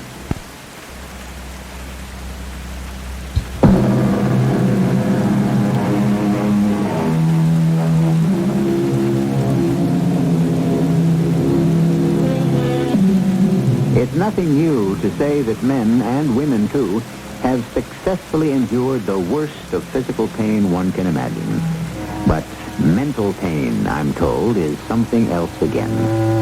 Those skilled in the art of extracting information well know that physical force will often succeed, but that mental force will always succeed. Why not employ it at once, then? Because it requires great skill, exquisite subtlety, and is in consequence far more difficult to use. Be all this as it may, such thoughts held little, if any, interest for Todd and Tammy Stearns as they drove in an official government limousine toward the airport of a large city. You really shouldn't have come to see me off this time, Tammy. Break my record. I've gone to the airport with you every time you've made one of your mysterious, deep, dark, secret trips. Ever since we were married 4 years ago. Yeah, but with Jill down with a cold... Well, I could certainly take care of her for an hour or two. Todd? Yeah? You're going to be all right, aren't you? What makes you ask a silly question like that? It isn't silly, and you know it. These trips you make abroad every now and then. Well, I don't know what they're all about. I've never known. Because I've never told you, and I never will. The less you know, the better off you'll be. Well, I'm not asking you to tell me. I know you won't. But it's not knowing that makes me bite my nails till you come safely back home. I'm sorry, sweetheart, but that's funny. What? I don't think we're not. Driver? Driver, why did you take the left turn? You're heading away from the airport, not toward it. Good heavens, Todd, we are at that. Driver? Driver, answer me. Why? Todd, look. The glass panel's sliding up. What the devil is it? Driver, what in blazes is going on? He's not paying attention. He's not even turning around. I don't understand. Driver! Damn it! Todd, let's get out. And fast. It's locked. Both doors are locked, and I can't open them.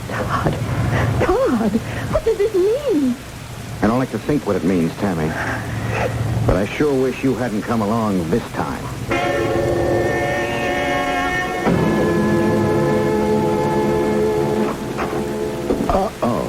Oh, come in, Mr. Stearns, come in.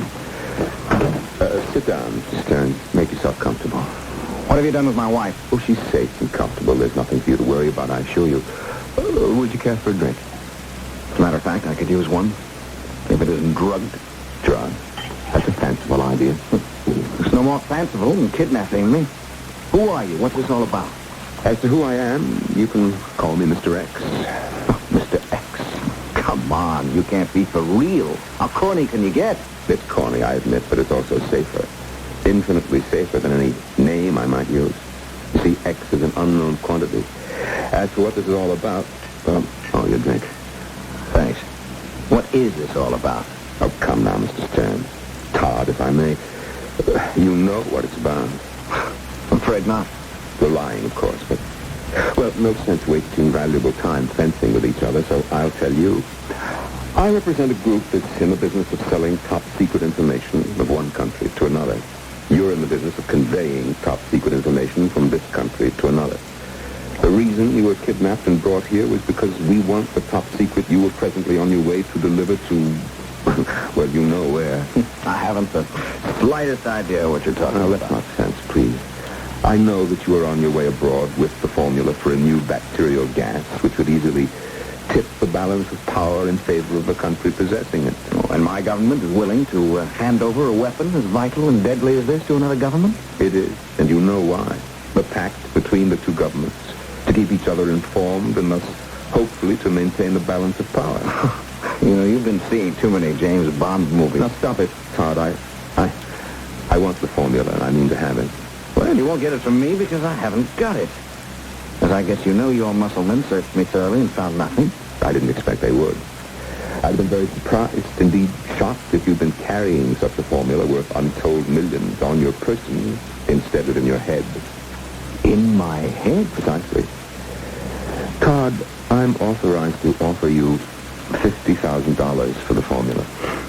For a formula you've just told me can be sold for untold millions? Oh, all right. How much do you want? It's an academic question, Mr. X, since I don't have the formula. Would you consider 100,000? I haven't got the formula you're talking about. This is a tape recorder. I'm going to leave you here alone for 15 minutes. When I return, I hope you will have been sensible enough to record the formula for me. Look, I assure Help you... yourself to the liquor. And of course, you won't try to escape. As you see, there are no windows and only one door. And please, no more nonsense about your not having the formula. You have it, Todd. You have it as surely as we have your wife.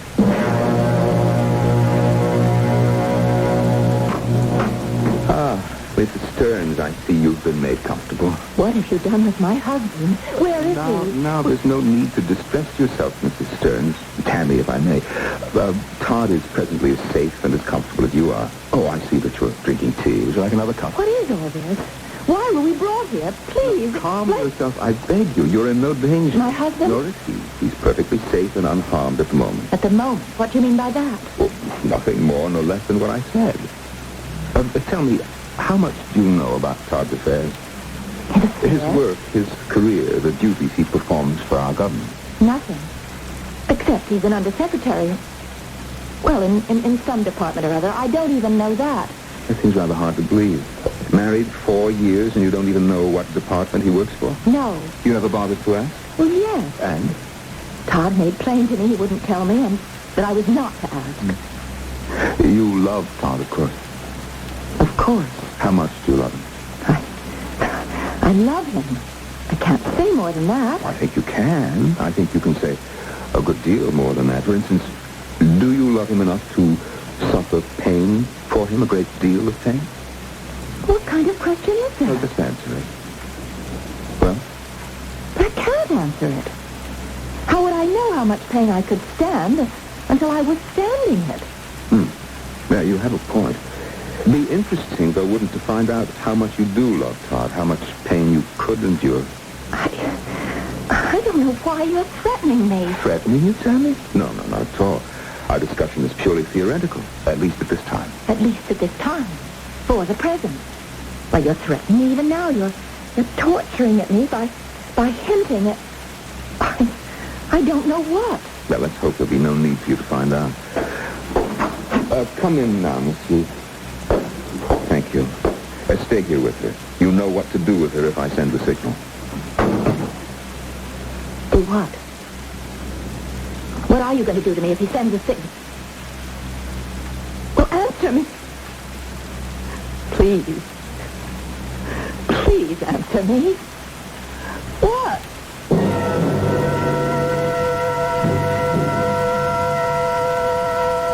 The tape is blank, Todd. You recorded nothing. There's nothing to record. Nothing. If there is a formula such as you speak of, I've never heard of it. Now, why don't you just knock off this nonsense and let me and my wife get out of here? Simply because there is a formula and you carry it in your head and you are going to dictate it into this machine before I'm through with you and your wife. Tammy has nothing to do with this. Hasn't she? She has only the vaguest idea of what I do at the department, if she has any idea at all. Even if I had memorized the formula, which I haven't, I'd never have told her about it. And why not? Why not? Because your work is precisely what I say it is. Top secret, high security. No. Then why wouldn't you tell her? You love her, don't you? Of course. Then surely you trust her. Certainly I trust her. But not enough to let her know what you do? Oh, you underrate her, Todd. You really do. That woman would do anything for you. Suffer untold pain for you. What do you mean by that? Suffer untold pain for me? Well, nothing really. She told me she would, that's all. Or what amounted to the same thing. It happened to come up in our talk together. When did you talk? Only a few moments ago. I went to see her when I left you. Had a very nice chat with her, very interesting and informative chat. About how much pain she could stand? That was only a small part of what we talked about. Now listen to me. She knows nothing. Of course she doesn't. How could she? There's nothing to know, you say. You harm her. And I warn you, Mr. X, or whatever you are. I warn you. Todd, stop acting like a fool. Now, you know that you're helpless, and so is she. You also know that in one way or another you're going to give me that formula, so why not give it to me and save us all a lot of trouble, all three of us? Three of us. You, me, and Tammy. Now, here's the tape recorder. Begin. Very well. Come along with me, Todd. Where to? The cellar. There's something there I want to show you. Something I'm sure will change your mind.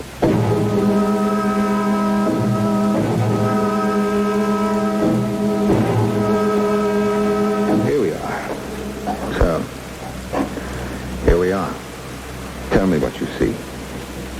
It's a room. Not a very big room. With aluminum walls. They look like aluminum anyway. What else? There's a hole. Big wide hole in the floor. What else? Nothing that I can see. Look up. What do you see now? Hanging. From the ceiling. It's about a foot from the ceiling. Of what, Tom? Looks like a headsman's axe. An oversized headsman's axe with a very sharp cutting edge. Razor sharp. Note how the light gleams off it. And now there's something more for you to see. Tammy. No. You stay here. She stays there, on the other side of the room. Tammy, are you all right? Yes, darling. Are you? Sure. Now, Todd, two questions. Have you ever heard of a torture called the Pendulum? Yes. And another called the Pit. Is that the hole in the floor? A wide hole? The Pit, yes. You have heard of it. You're not going to be sick, are you? No. Todd, don't make me subject you to the Pendulum. Especially don't make me subject you to the exquisite torment of the Pit. Above all, don't make me subject Tammy to either. No, not Tammy. That depends on you. Now, the formula, Todd. Will you give it to me?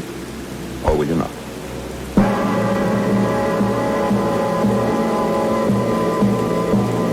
If you were Todd Stearns, what would you do? Come, if you have the imagination I think you have, you are Todd Stearns, or Tammy Stearns.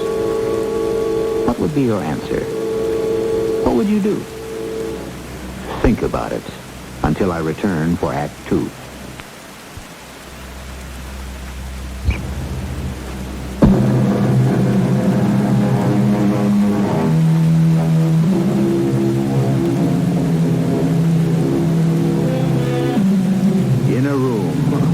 Rather curious room in the basement of an isolated country house, Todd and Tammy Stearns face a torture known as the Pit and the Pendulum. Face it, but need not undergo it if Todd will tell Mr. X what he wants to know. Reveal the formula he carries in his head for a new weapon of destruction, a bacterial gas. As Todd gazes across the yawning pit at his lovely wife on the other side, Mr. X repeats. Once again, Todd, I know it's a difficult decision, but it is one that you must make. Will you give me the formula or not? I told you I don't have it. That's enough. You have the formula. You memorized it. I know that. So no more time-wasting nonsense. Which is it to be? Will you give me the formula without forcing me to torture it out of you, or must I use force? I have nothing to tell you. Perhaps if I explain how the pendulum works. No need for that. I know. But does Tammy know? Do you, Tammy? No. Tammy, look up toward the ceiling.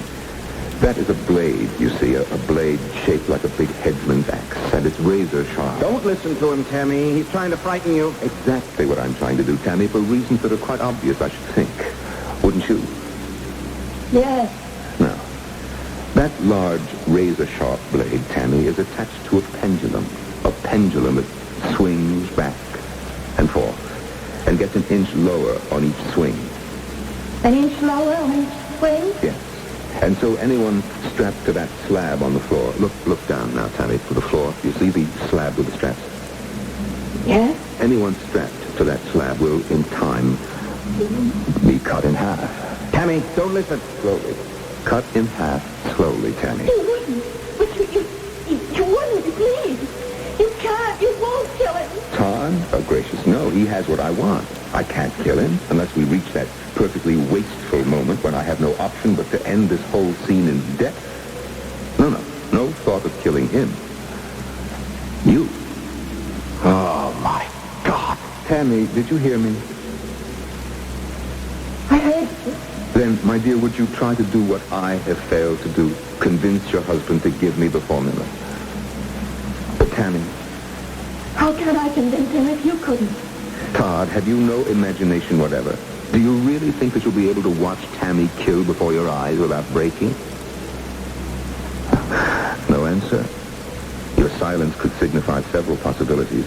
One, you're too shocked at the prospect to answer. Two, you could watch while your wife is slowly cut in half, in agony, Todd. Three, you couldn't. Now which, Todd? Possibly even you don't know at this moment.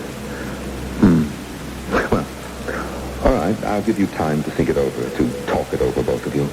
Miss Z, you know where to take Mrs. Stearns. And Mr. Stearns and I will join you there shortly. Todd, I love you. And I love you, Tammy. I love you. You love her. We'll see how much very soon now. Very soon.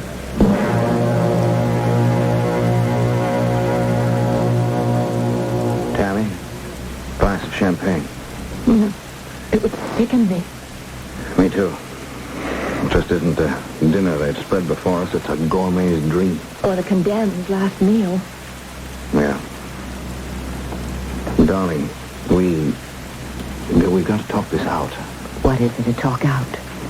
You told me that the secret, the formula that you memorized, if it got into the wrong hands, it could mean the death of millions. And if you give it to Mr. X, it will certainly be in the wrong hands. I don't know. Well, what do you mean? The group he represents, they'd sell the formula to the highest bidder. They wouldn't care who, just so that they got their millions. Well, maybe for once, just for once, I got to think of us, not the world. But we are the world. I know that, too. You're involved now. This character X could torture me to death, and... Well, I don't think I'd break. I don't think I would, but... You can't tell till you're going through it. I've known agents who... Well, never mind. To face torture myself alone, that's one thing. But to watch you face it... Tammy, I couldn't bear that. Why are you looking at me like that? You're going to have to bear it, Todd. You can't risk the lives of millions for one person, no matter how much you love her. But that's the point I wanted to make. If I give X the formula... Todd, you're not going to. It doesn't mean that whoever buys it will use it to control the world. It could simply mean they would have a balance of power with us. Instead of the government, whichever it is, you won't tell me, that already has a pact with us? Sweetheart, I am just a courier. I'm not up there with the brass. A pact, well, it's supposed to mean what you think it means, but... Well, sometimes... I don't know. Sometimes I think all it means is that both countries have the same amount of clout and can't rip each other off. How do we get into this? Because this is what it's all about. No. What it's all about is you. You getting tortured is what it's about. Tammy, X is going to make me watch you on that slab as the pendulum comes closer, inch by inch. Darling, I won't be able to bear it. I think you will. I know you will. You're a lot shorter than I am. Oh, dear, what a pity. The champagne, the food, you touched nothing. Who is he? Oh, a little quirk of mine. He fits in, don't you think? The black suit, the red hood with slits for eyes. Just right for an executioner. Just right to scare the daylights out of your victims. Exactly. Tammy, are you scared? You better know it. But you needn't be, you know. Not if you had succeeded where I failed. What is Todd's answer now? You better ask Todd that. Todd? No. My answer is still no. What point in it to undergo agony only to give in finally? If one gives in. You think you won't? But you seem to forget. Todd's the one who has to give in. I don't have the formula. If there is one. Think now, Tammy, think. You're lying strapped to that slab beneath the pendulum. You cannot move. Scarcely a muscle moves. You're looking up, staring at that great blade. It begins to move. Back and forth. Back and forth. Swinging and coming lower with each swing. Suddenly, time has sped by unaccountably. Suddenly, there it is. The blade, within inches of you now, within an inch. Cutting through your dress. Delicately cutting. And now, on the next swing, it is going to slide. Stop it! Tammy, I can't let you do this. I didn't think that you could. Bring the tape recorder. Don't bother. No? Tammy! Todd, this man is a phony. I'll stake my life on it. You're trying to scare Todd into giving you the secret formula. But if your scare fizzles... I won't go through with this thing. I won't, Well, I don't think you will. In that case, finish your champagne, and we'll proceed.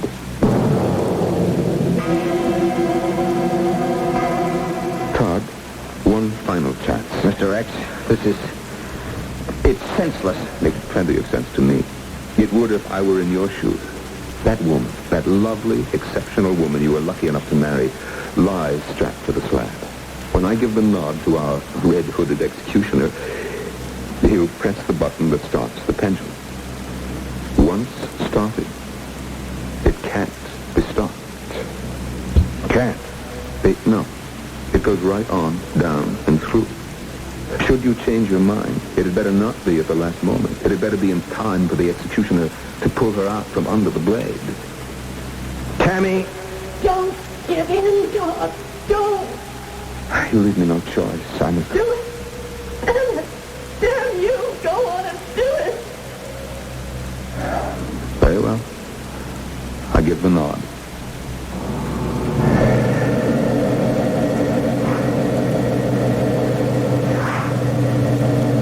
It's begun its swing. You see it, Tom? Back and forth. Back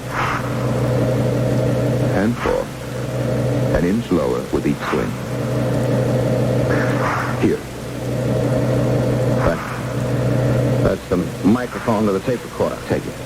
Use it. Tell the formula. What is he saying to you? What is that I've handed you? The microphone? Yes. The mic is a tape recorder. Oh, Todd, don't. You'll die if I don't. And I'll die. I'll rather die. Me than a whole world. I can't let you. I can't let you. If you can't let her speak, you got the mic in your hand, start talking. No. What's left if I do? What's left? What? She loves me.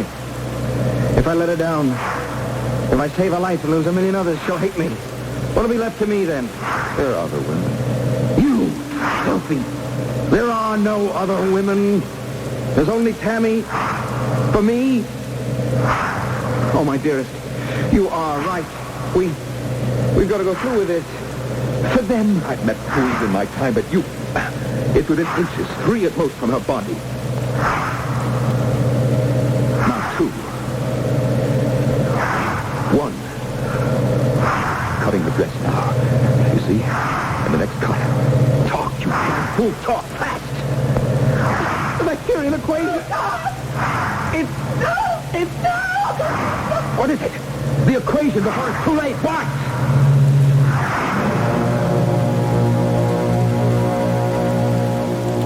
What indeed? A man and a woman, just another man and woman like you, like me, stand ready to sacrifice, or not sacrifice, their own lives for others. Certainly the woman does. The man? I don't know. We'll see. We'll see when I return for Act 3. It's athletes versus MS.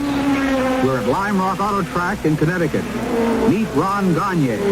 I used to race cars, but it takes a lot of coordination and quick response. I had it until MS, multiple sclerosis, attacked my central nervous system. With Ron Gagne, Paul Newman, actor and fellow race driver, and his racing teammate, Terry Knight. My teammate Terry and I race against the clock, just like Ron here. We want to beat multiple sclerosis before it beats him.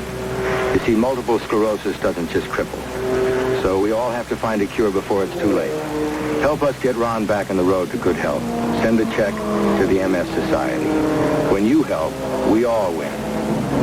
This message has been brought to you by the National Multiple Sclerosis Society, 205 East 42nd Street, New York City, 10017. It's Northwest Federal Savings Time. We've got more time for you. At Northwest Federal, that means more hours, more convenience, and more gifts for savers. Right now, you can choose from 23 fabulous gifts just for saving at Northwest Federal.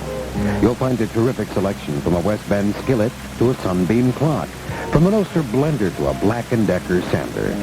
There are summer fun items, too, like the colorful Beach Bum lounging quilt or the comfy Coleman sleeping bag. Come on in to any Northwest Federal, including their new Skokie Savings Center, to choose your gift. One gift for family free or at greatly reduced prices when you deposit $250 or more. But hurry, offer good for limited time only. Come see the selection. It's just one more example of how Northwest Federal does more for you. It's Northwest Federal Savings Time. We've got more time.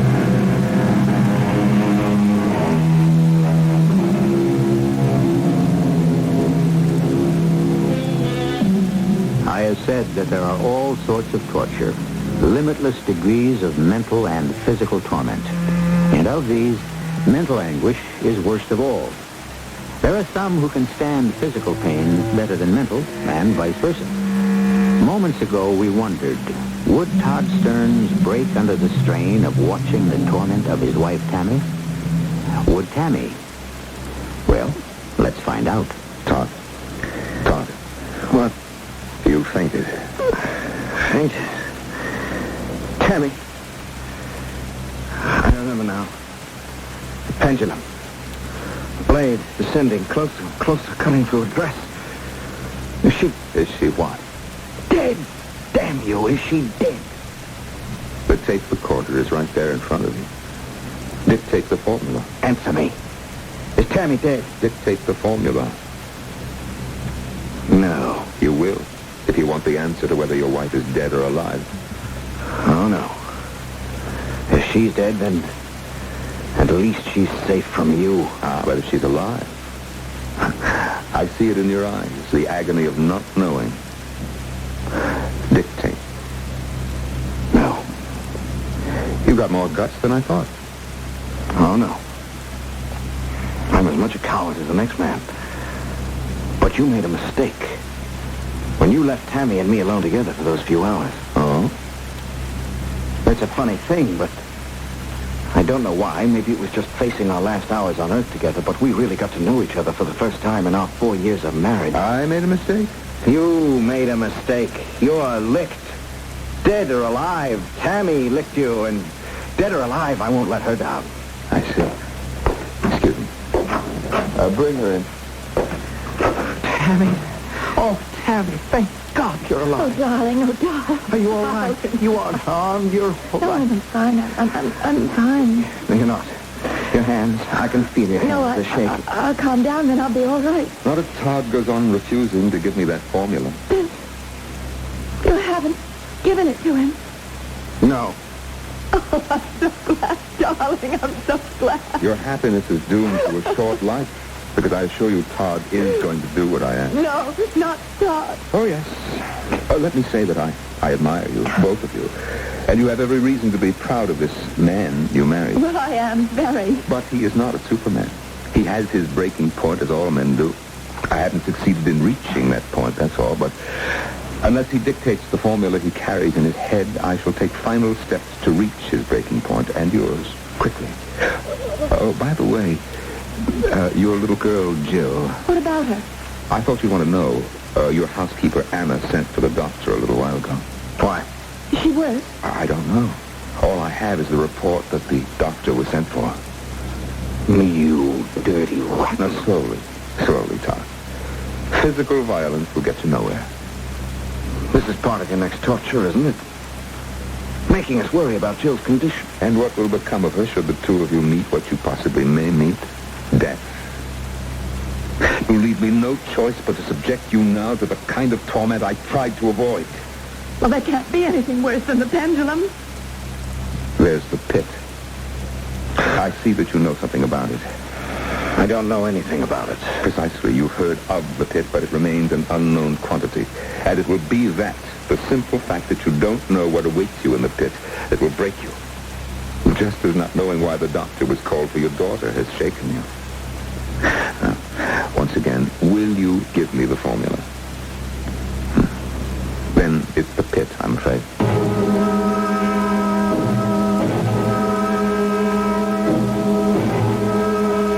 Where we started? Or no? The pendulum, you see, is again in place in the ceiling. I will leave you alone now with just the pit. Oh, and, Todd, when you decide that you can't take any more and agree to give me the formula, just say so. You'll be heard.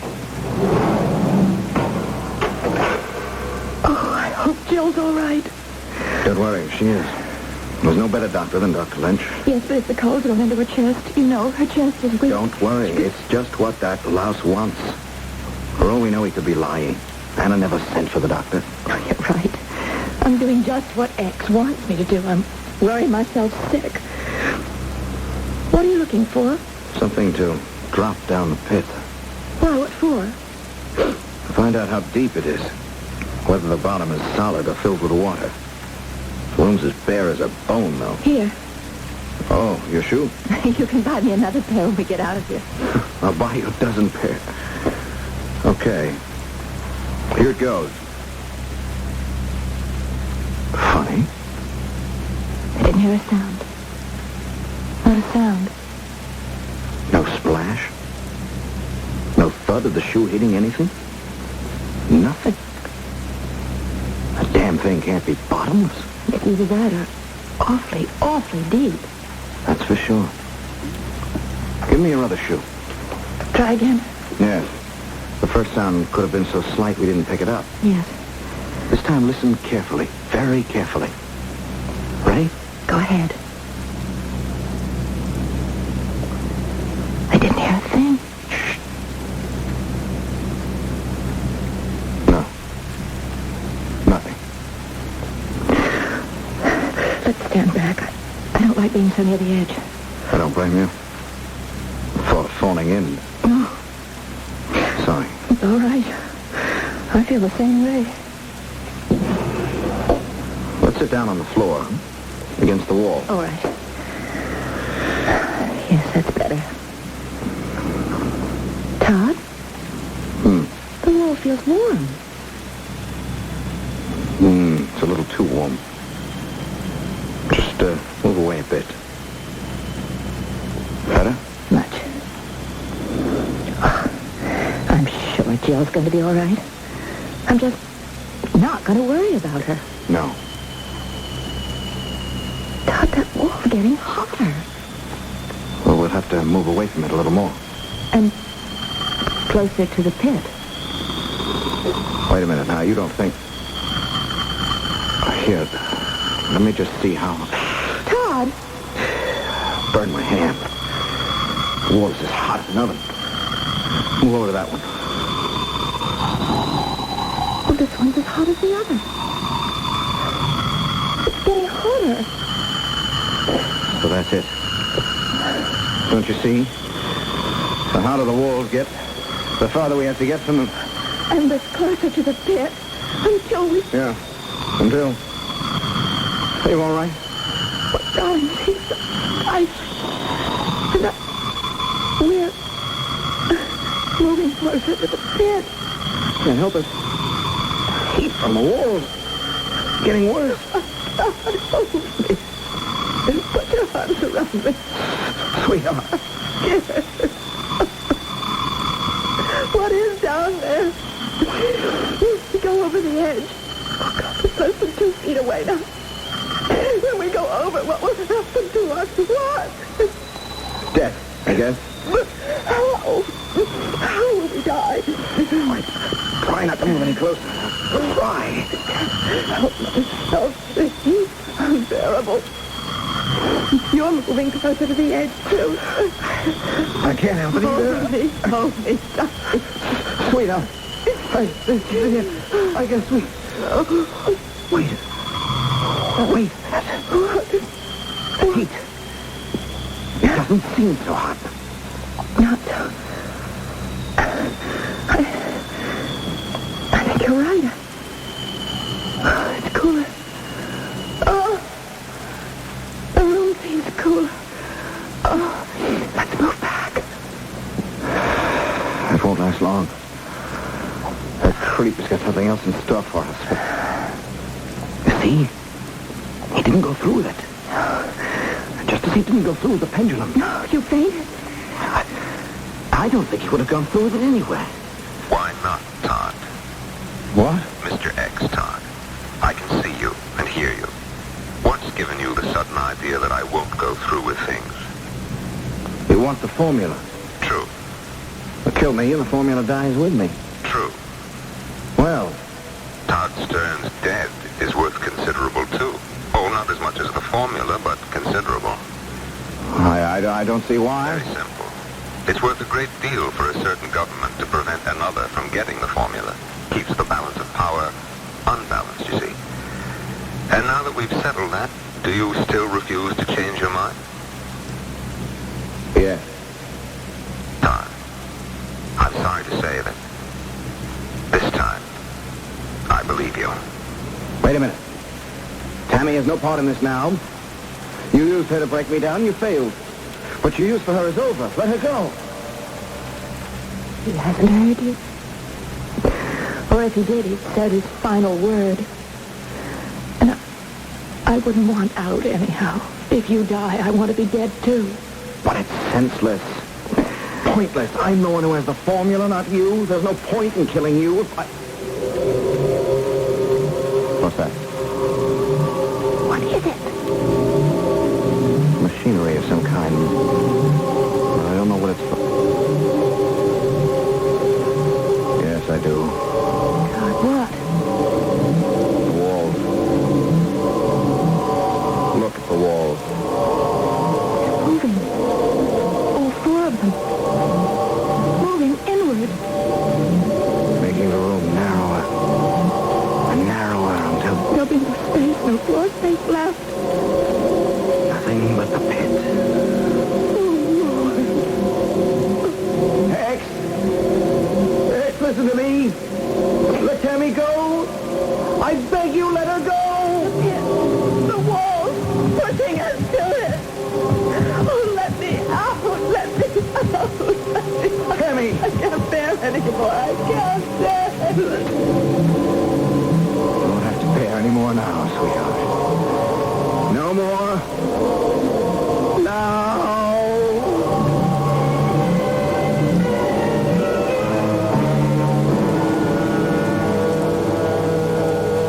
More champagne, Tammy? No. Todd? What I want is an explanation of all this, and you better make it a good one, Mr. What is your name? X will do. But now we know it was all a test or a game or whatever it was. I must still keep my cover. Look, I don't blame you for being angry. Simply put, we subjected you to a test to see how much you could take before you broke down.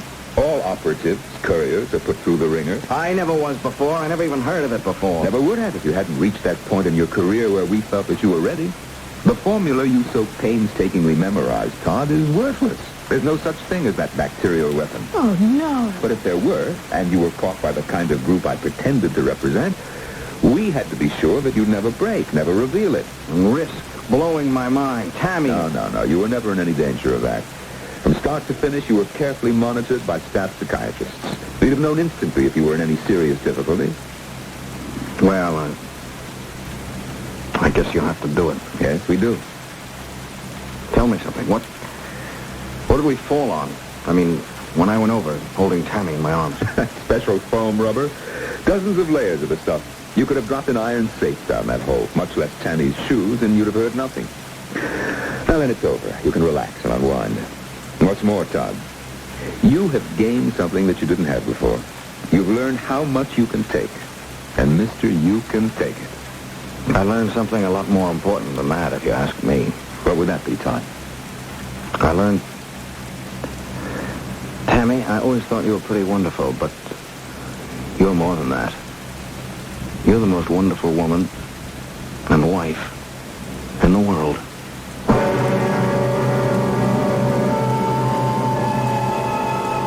Truth is stranger than fiction.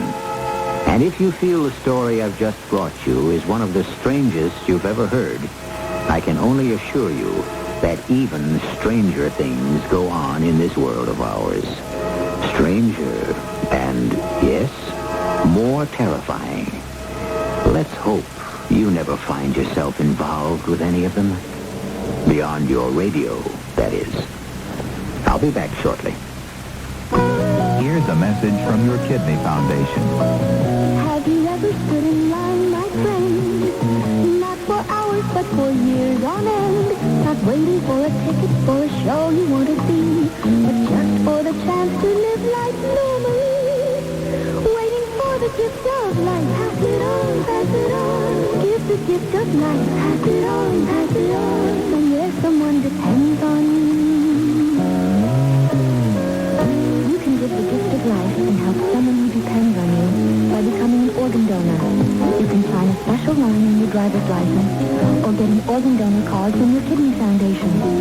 A moment to sign could mean a lifetime to others.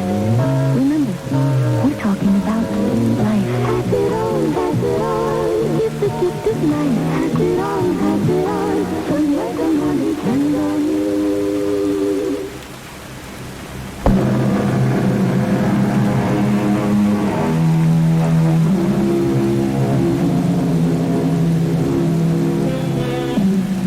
Although our version of The Pit and the Pendulum was only based on Edgar Allan Poe's story, it's to this great master of the bizarre, this connoisseur of the horrifying, that we owe the story's, shall we say, electrifying moments.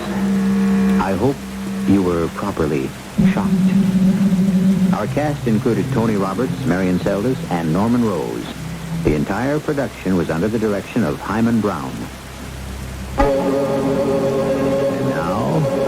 Preview of our next tale. Oh, no, George. Who's going to pay for that? Look, the Rose Common property can be developed into a major all-year resort. Will and I, we have the know-how. We can do it. All we'll need is the money due on the auction. The answer is no.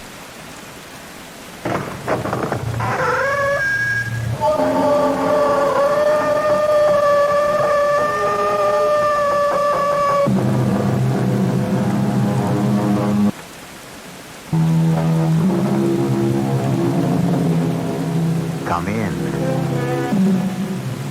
Welcome. I'm E.G. Marshall.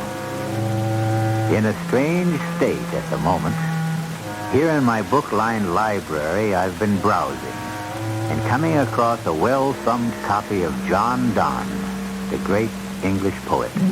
My mind leaped instantly to his most famous lines. Any man's death diminishes me, because I am involved in mankind, and therefore never send to know for whom the bell tolls. It tolls for thee. And suddenly I was reminded of a story which half relates to that dour prophecy and half, well, judge for yourself. Our mystery drama, When the Death Bell Tolls, was written especially for the Mystery Theater by Ian Martin, and stars Mary Jane Higby and Rosemary Rice. It is sponsored in part by Buick Motor Division and Sign-Off, the sinus medicines. I'll be back shortly with Act One.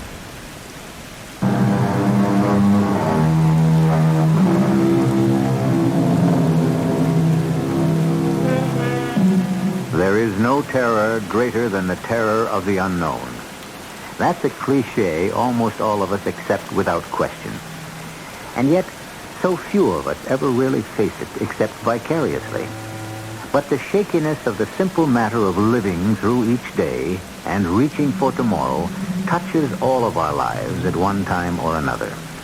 This is a story that begins with the most common and ultimate terror most of us in our mechanized world can face.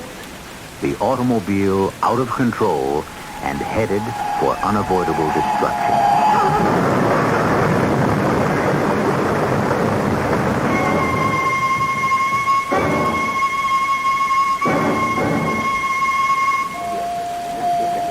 All right, everyone, cool it.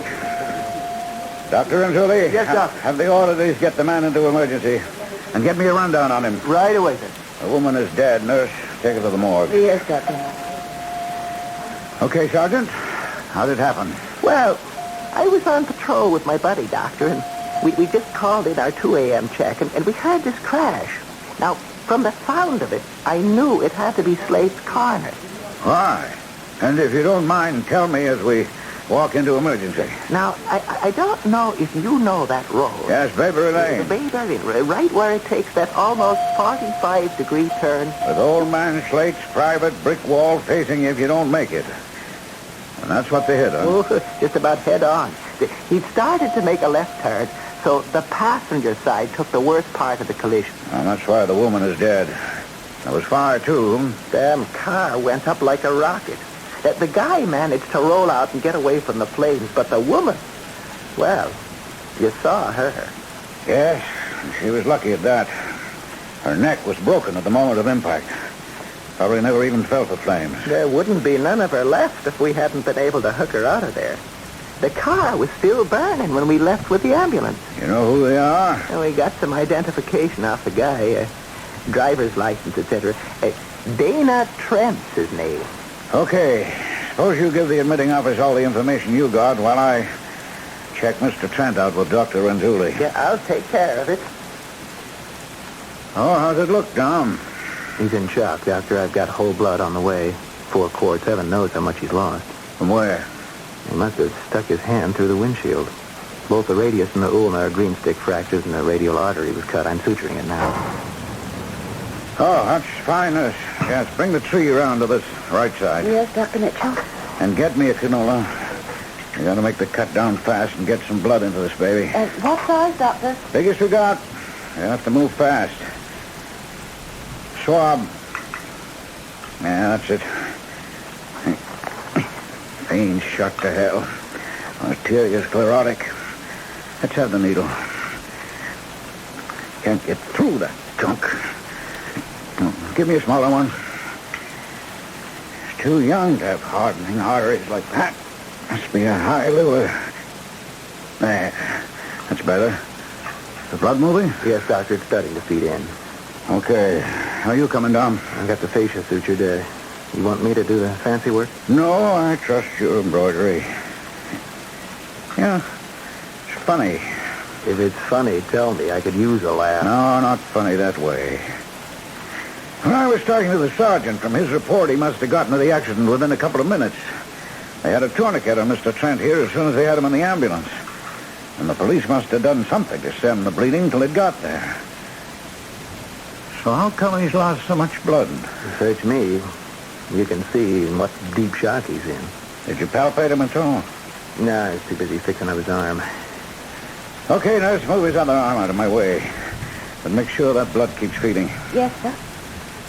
There's no sign from the outside he hit that hard. Well, he took most of the force of the shock on his arm. Abdomen is pretty rigid.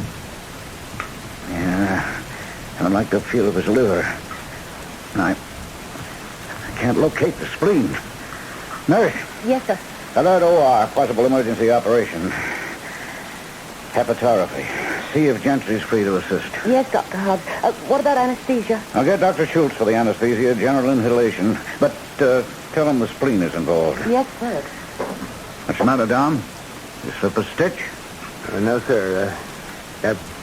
Maybe I speak as a poor old 27-year-old resident internist, but is an operation really necessary? If there's liver damage, can't we control it medically? It could be fatal not to go in and stop the bleeding, I'm sure, is there. Or it could be just as fatal to operate while he's in deep shock. It's a toss-up. But we don't have to argue about it yet. Let's get him into X-ray and patch up his other troubles. You handle that while I go out and see the sergeant and find out a little bit more about just who this carcass is that we're arguing about. How's the patient, Doc? It's touch and go, Sergeant. Did you get an identification? Did I? And have we bought ourselves a live one? See, this guy, Trent. Now, reason I guess none of us reacted too much to his name is he's been out of the picture a long time. I thought they got divorced. Who? Laura Stanton and him. Laura Stanton? The Philadelphia Stantons. Multi-millionaire family. She married this actor who turned out to be a real bad actor maybe 20 years ago. Oh, well, they'd be out of my circles. Well, them kind of people are outside of my circle. In one way, and in another way they ain't. Now, I just talked to the lieutenant, and he wants to keep this under wraps until we get the story straight. Now, first of all, is this guy going to live? I can't answer that, Sergeant. He's an X-ray now, and where we go from there is an open book. The one thing I do know, that now he's identified, we've got to get his family or his nearest relative here fast. I guess that'd be his daughter. And let me have her phone number so I can bring her in. My guess is that an emergency operation is indicated. Technically, I'd need permission to go ahead with the risk involved. Well, you're busy, Doc. Well, why don't you let me handle that for you? I'll get her down here right away. Okay. I'll be right with you, Tom. He's got some wet plates may tell the story better than we know yet. But I have a hunch I have to operate. And from what you tell me, I'd feel a lot safer if I had the family's permission. I won't let you down, Doc. Now, they're still wet, a little hard to read, but you see on the scanner. Yeah. No broken ribs, maybe the 6th, 7th cracked a little, but no real fracture. Yeah, Dom, I agree. No evidence of fracture, or that the liver was damaged externally. But damn it, this is just a gut reaction. I know there's bleeding there. Dural hematoma, pelvic hematoma, aneurysm, I don't know. I think we got to go in. Only 2 things against that old buddy. What? Now, first, we got to build him up so he can take the operation. Okay, no argument there, but what's number 2? 2, you've got to keep your own skirts clean. Someone in the family's got to sign a release. Well, there's no problem in that. His daughter has been contacted, and she's on her way to the hospital right now. How's that for timing? Dr. Hobbs? Who? Mrs. Harcourt Stanton. She did? No, I'm expecting a Mrs. Olivia Trent. Oh, wait a minute. That must be the grandmother. Yes, of course. Send her right in. Hey, is this the legendary Mrs. Stanton, the one who wore sneakers at the inauguration ball? Well, I know nothing about the lady's idiosyncrasies, Dom. I guess with her background, she can afford to do it. You're about to learn some of her idiosyncrasies. How do you know so much about her? I was born and bred in Paoli, just outside of Philly. I'm a treasure house of knowledge about it and Rittenhouse Square and people like the Stantons. You want me to let her in before she breaks it down? Yeah, maybe you'd better. About time. I detest being kept waiting. You're very young for a surgeon, Dr. Hobbs. I'm Dr. Renzulli. I'm the resident. All I do is make guesses. The mistakes, I leave up to Dr. Hobbs. Won't you sit down, Mrs. Stanton? Oh, so you know who I am. Oh, yes. The nurse warned me. I mean, alerted me. I was expecting your granddaughter, Miss Trent. Olivia seldom leaves the house. She's a recluse. She is extremely delicate and easily upset. Besides, she would have been of no legal use to you. She hasn't reached her 18th birthday yet. I'm still her legal guardian. I see. I understand you want permission to operate on my son-in-law. Well, we would merely like authorization in case it should become necessary. Well, is it? Or isn't? I'm afraid it isn't quite that simple, Mrs. Stanton. Why not? You know what happened early this morning? I know that my daughter Laura left our house with her husband and that he smashed the car into a stone wall. He smashed himself into the same wall. Only my daughter is dead. And he is still alive. But very seriously injured. There's damage to the liver, probably the spleen is affected, and there's hematoma and severe internal bleeding. At this moment, what would you estimate his chances of recovery from a surgical procedure might be? And I can't be too hopeful. Perhaps 50-50. And if the operation is not performed, Dr. Renzulli? Well, if his condition doesn't improve in the next 12 to 24 hours, I could be wrong. The operation would become mandatory. But if we wait, in the meantime, he might bleed to death. We'd never let it go that far. But in your opinion, without the operation, his chances of survival would be lessened? In my opinion, yes. Thank you, gentlemen. That's all I wanted to know. I have the consent form for the operation here, Mrs. Stanton, if you just sign it now. I haven't the slightest intention of signing it. I hope you're right, Dr. Hobbs, and that Trent bleeds to death as you anticipate. It would be a small return for the way he has bled my family. I absolutely forbid any operation. But, Mrs. Stanton... I'm gambling that you are right, Dr. Hobbs, and Dr. Renzulli is wrong. The best this man deserves is to die. And I would be happy to think he did it the same way he did it to my daughter. Slowly, irreversibly, just to bleed to death.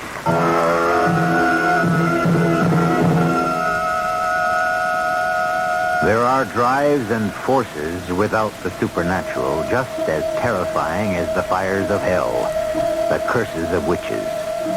Here now, today, an old woman, embittered by who knows what past depredations against her and her family, seems to hold the fate of a man quite literally in her hands. Is she right or wrong to deny Dana Trent his chance for life?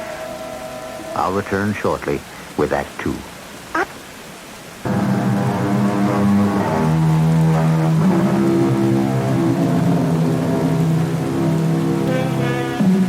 Dr. Mitchell Hobbs, Assistant Chief of Surgery at Temple Hospital, had been on duty for nearly 24 hours.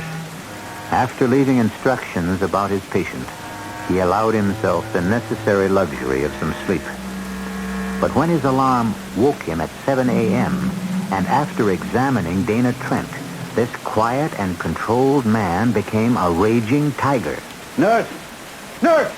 Yes, Dr. Hobbs. Where is Dr. Renzulli? Well, he went out less than an hour ago. He left this for you. What is it? It's a note or a letter. How come he was wakened before me? Well, he only had the duty since 8 last night. He told us to wake him instead of you if necessary. Is this a hospital or a fraternity house? Why should he take it upon himself to... Oh, wait a minute. I'm afraid you're right about Trent, but I don't want you sticking your neck out. I've gone to the old witch to try to change her mind. Wait till you hear from me. A damn young fool. There isn't any time to wait. We might lose the patient. All right, now get on the pipe. I want Trent and 516 prepped right away. Alert OR. Yes. Same orders as earlier this morning. If Dr. Renzulli doesn't get back within half an hour, I'm going ahead, permission or no permission. I'll need an assistant and a full abdominal team, and the best anesthesiologist you can dig up. Maybe you can still get me Gentry. He only lives a couple blocks away. But I'm serving notice. This is emergency. Capital E. Well, do you have a clearance I can forward surgery, Doctor? No, I don't. If I lose the patient, my neck's on the block. And if anyone wants a scalpel to cut it loose, he can have mine.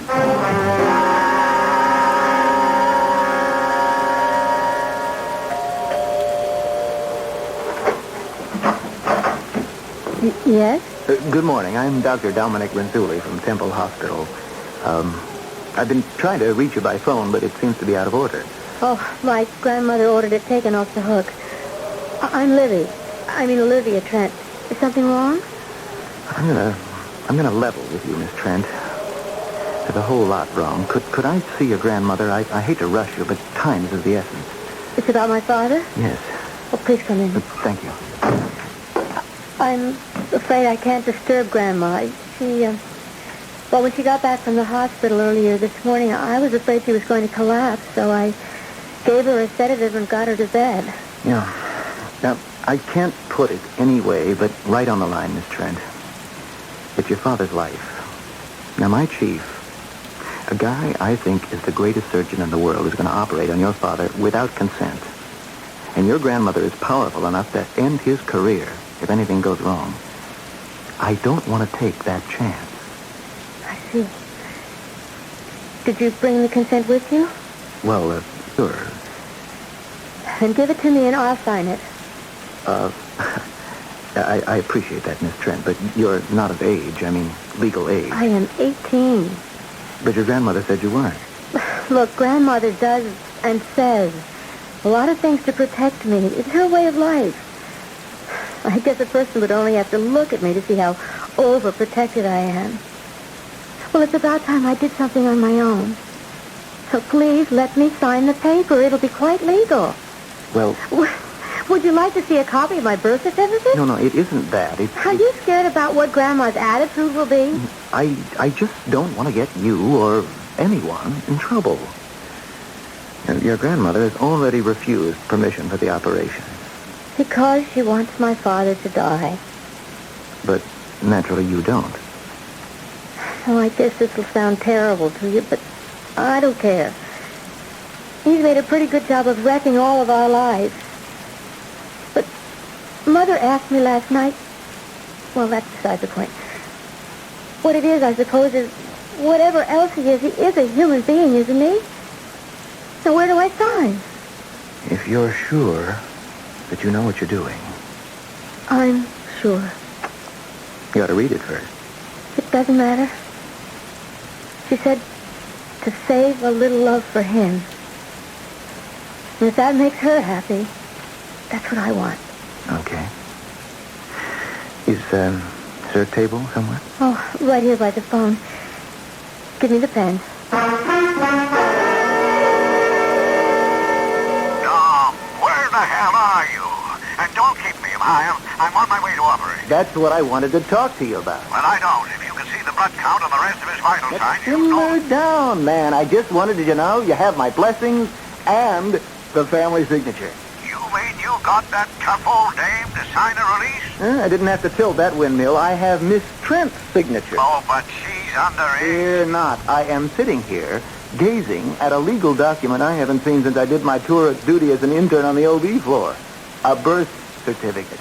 Olivia Pearson Trent is a doddering old crone of practically 19, and she signed the consent form, which I'm about to bring back to the hospital. Lady killer, as my father used to say in another era. See you at the shop. Well, by the time you do, it'll all be over one way or the other. I'm on my way to the operating room right now. May I ask what you're doing in my house, Dr. Renzulli, Grandmother?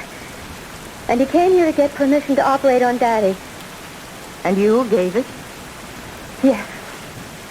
No matter what he's done, no amount of wrongs make a right. Well, I suppose there's no way I really could have stopped it. But before you leave, Dr. Renzulli, I want you doctors to know what kind of man you're trying to save. Mrs. Stanton, No, you force yourself into this. You stay until I shame the devil enough to tar you with the same brush. Hey, Grandmother, please. When one is as prominent socially as the Stantons are, and as wealthy, one needs constant protection. Grandmother. Quiet. Especially girls. I tried to protect Laura as carefully as I protect Olivia. But I failed. You can't live other people's lives for them. They have to live their own. Would you want me to have let you free to lead the life your mother led? Maybe if she'd had more freedom of choice, she mightn't have ended up as she did. Are you making me responsible for that? No! Mrs. Stanton, I really... I'm not finished yet, young man. I had a very difficult time having Olivia's mother. I lost 3 children before she came, and I never could have any more after her. I was also not as young as I should have been, and she was premature. It was a very difficult time for me, particularly since within a year after I brought Laurie home, my husband died very suddenly. You see, Laurie never knew a father. I had to bring her up and protect her. Grandmother. Hush, child, hush. I want to get this said. There was a young man in my husband's organization named Dana Trent. He was my husband's secretary. He was a great deal of help through the years, I thought then, because of his regard for my husband. I would have advanced him in the business, but he lacked ambition. and I needed him for other things. He was a suitable escort for a widow, and Laura was crazy about him from the time she could walk and talk. I could never marry again after Court died, and I felt that he served rather well as a sort of surrogate father for Laura. Oh, he was a charmer with very winning ways and handsome, and I saw to it he had every luxury. I'm a very tough, smart woman, but about some things we can all be blind. And when Laura was 16, Mr. Dana Trent made his first repayment of my kindness and indulgence. What? Laurie is going to have my child. It seemed appropriate for me to request her hand in marriage. You unspeakable... Laura, is this true? Yes, Mother. Oh, how long She's in her 4th month. Too late to do anything about it, I assure you. That's what you think. I'm going to have you arrested for statutory rape. You do, Mother, and I'll kill myself. I love Dana. I've always loved him. And I want to marry him. I want to have his child. Just as I've always loved Laura. You know that. Leave the room, Laura. It's no use. It's all right, honey. Go ahead. Just leave this up to me. Everything is up to you from now on. And for always, Dana. I love you. If I had a gun, Dana, I'd kill you. No, you wouldn't. You know Laura's future depends on me. Her happiness. You wouldn't do anything to destroy that. So we shall be married, go to Europe, drop out of sight for a year or so, and then bring you back your grandchild. Oh, there may be a little talk, but that blows over soon enough. Now, shall we discuss income? I warn you, I shall expect it to be a rather large one. It was a very large one. And they did bring my granddaughter back to me and abandoned her with me. Oh, I know it broke Laura's heart to leave her baby. But Dana had her spellbound. She was his slave, his, to do with as he wanted. I'd wanted love for my daughter, but not a sick love like this. For the next 10 years, he dragged her all over Europe, scandal after scandal, women, drinking, gambling. Heaven knows what other filth he dragged her through. When I finally rushed to Paris to answer her cry for help, I could scarcely recognize the ghost that opened the door to let me in. Laura. Oh, good Lord. My poor baby. What's happened to you? I lost my baby, Mommy. No, honey. Libby's alive and well. I almost brought her with me. Libby? Olivia. Your daughter. Oh. I lost my baby. This other one. Oh, you were pregnant again? Yes. Pregnant. Dana didn't want it. He made me... I went to a doctor. There isn't any more baby. I did it for him. Where is Dana? He left me because I had these things that happen. I'm not myself a lot of the time. Who is Laura? I don't remember. If I can't have Dana, I want my mommy. I want to go home. That's the man you want to save. Your daughter's never got a divorce? No, because incredibly, even up to the last, she was in love with him. And besides, my mother was in hospitals and sanitariums until the beginning of this year. She came home for my 18th birthday. And so did Dana Trent, what was left of him. Do you know why, Doctor?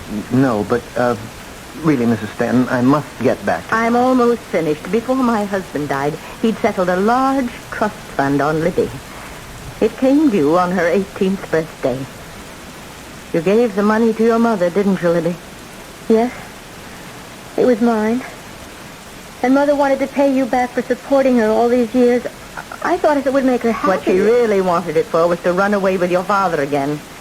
It was found in the trunk of the car after the smash-up. You still want to save that scum, that filth? Mrs. Stanton, I'm sympathetic, and I'm appalled, but doctors are not judges. Our only function is to save lives, good or bad. Very well. I hope you fail, young man, because if you don't, I will not have my granddaughter put through the agony her mother has suffered. I'll find a way to take care of Dana Trent myself.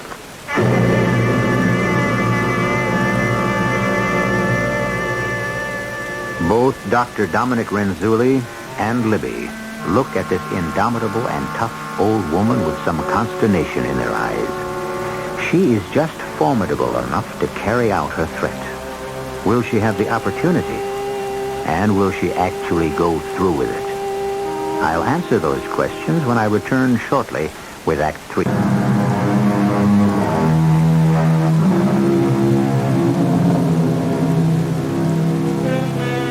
There's an old piece of doggerel which runs, "The rain it raineth on the just, and also on the unjust fella, but chiefly on the just, because the unjust steals the just's umbrella." A truism that is altogether too apt, as in our story here. But unfair as the ways of the world may be, no one of us can set himself up as God and decide on the right of another to live or die. After closing the door on Dr. Renzulli, a weary and unhappy Libby crosses the hall toward the stairs, but is stopped by the imperative voice of her grandmother. Olivia? Yes, Grandmother? Where are you going? Upstairs to lie down. I don't feel very well. I want to talk to you for just a moment. Please, dear. Oh, all right. But not too long. There's been enough talking. I know. I'm sorry I dragged up the awful past. It made me sick to my stomach, too. But I thought Look, I hope... You know you could never convince any doctor to allow a man to die when there's any possibility of saving Oh, him. I know it consciously. But deep in my subconscious is buried such a hate. A terrible, consuming, driving hate against that man. I won't say his name. That I am willing him to die. And if God doesn't answer my prayer, then... Well, that's my business. No one else's. Libby, dear. Yes, darling, what is it? I want some reassurance from you. Me? What can I offer? About your mother. Oh, Libby, was it all my fault? Did I overprotect her, shield her too much from life? Smother her, drive her to run away from all my love to someone else? No, you mustn't blame yourself. Mother made her own choices. But it is hard, Grandmother, to be hemmed in. Not to have freedom to move where you want, decide what you want. Well, I suppose you plan to fly the nest, too. I may. It's time for me to start finding out for myself what I'm all about. So you do blame me for your mother? That isn't true. Oh, yes. Even for her death? That certainly isn't true. And I could, well, sort of prove that. How? Because of what happened last night. Oh, did you have a bad dream?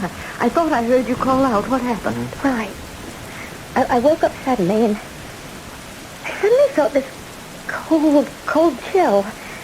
And you know how warm last night was, and I had my window wide open, and then, all of a sudden... Huh? What?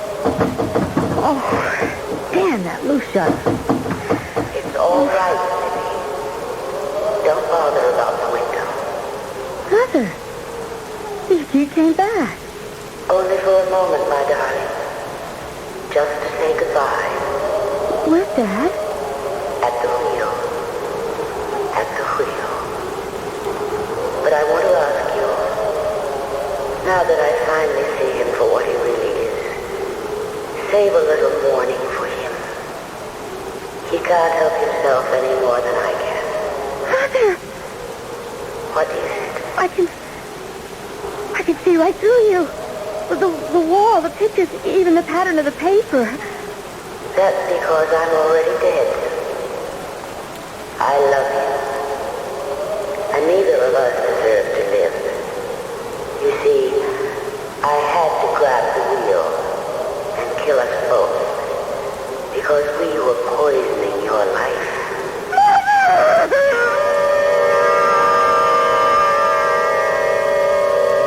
And then suddenly the chill was gone. And the wind disappeared. And the shutters stopped clattering. And it was warm again. But I know it wasn't a dream. How? Because I looked at the clock and it was exactly 10 minutes after 2. When did the police sergeant tell us he heard the crash? That's right.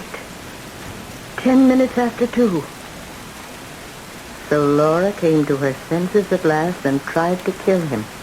She asked me to mourn a little for him. Only as usual he gets away with it. He doesn't have to be mourned because he escaped while Laura had to die. Oh, Granny, please don't. I'll be all right when it's over. Oh, I'm very tired myself and sick to my heart. Granny, let's both go lie down. I'll help you upstairs. Maybe I've lived enough years. It's time to rest. Should I get a doctor? Oh, no, Libby. I have no need of doctors. No. Just peace of mind.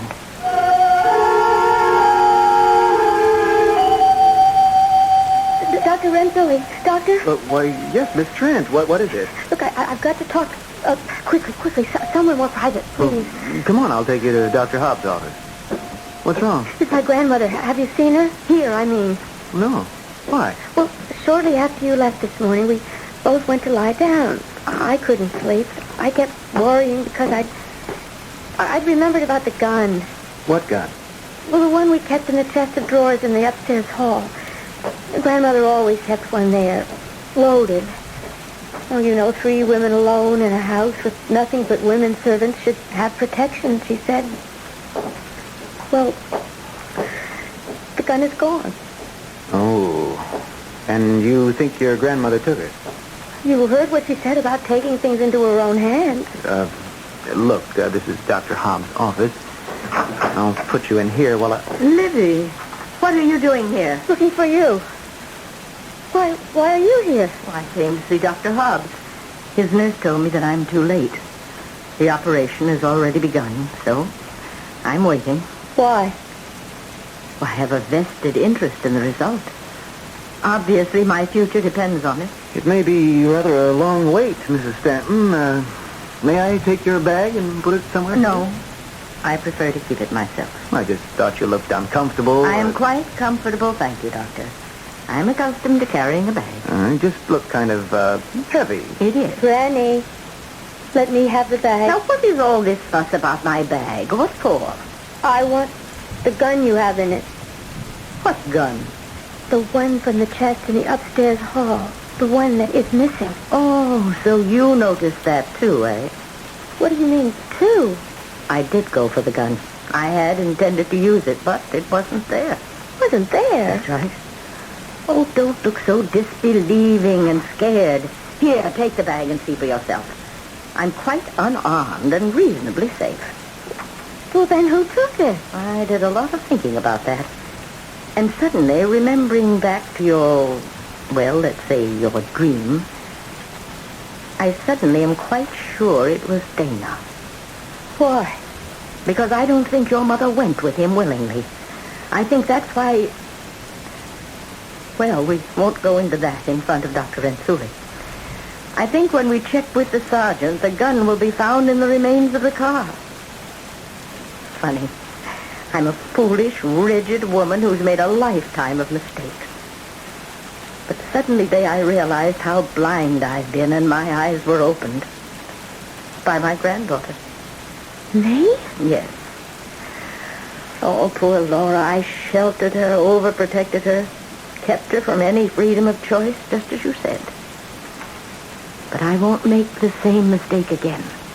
Oh, Granny, do you have your own money, Libby? Your future is your own. I won't interfere anymore. I'll get out of your life. You'll be better off without me. Granny? Yes. Just this. Hold me. Oh, I'm not letting you go. You see, I've made my choice. To stay with you. Oh, but Libby, you... I see everything so clearly now. I never had a mother or a father. But I had you. And I'll always have you. Oh, sure, someday there'll be a man for me.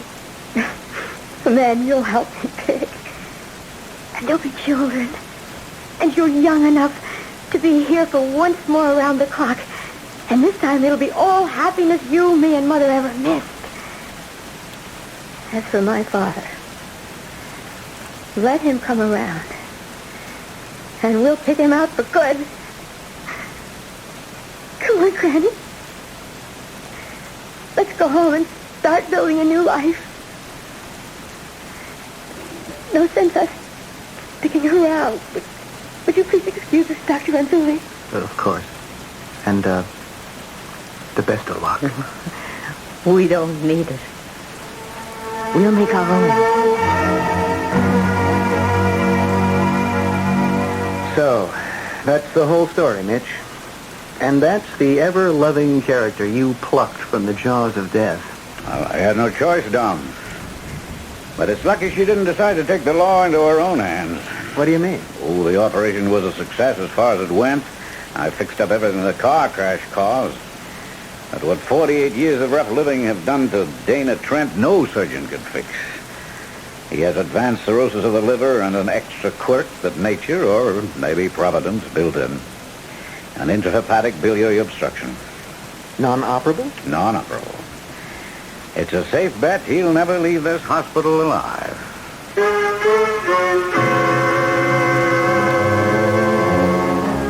The irony of fate, the justice of God, or just the mathematical certainty that if you roll the dice long enough, you've got to turn up snake eyes. If ever a man deserved death, it was Dana Trent.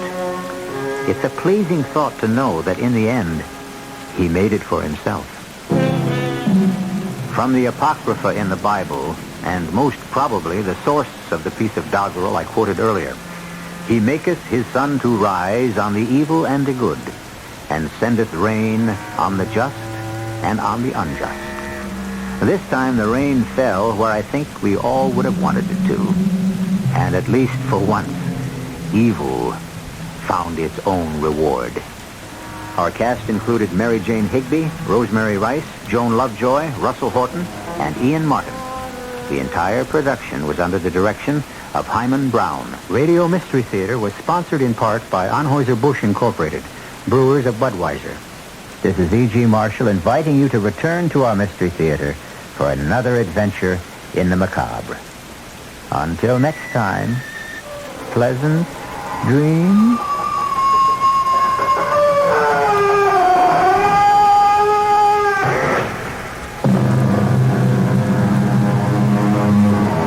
Tonight's WOR Mystery Theater was also brought to you in part by ShopRite Supermarkets, where you get a lot more for a little less.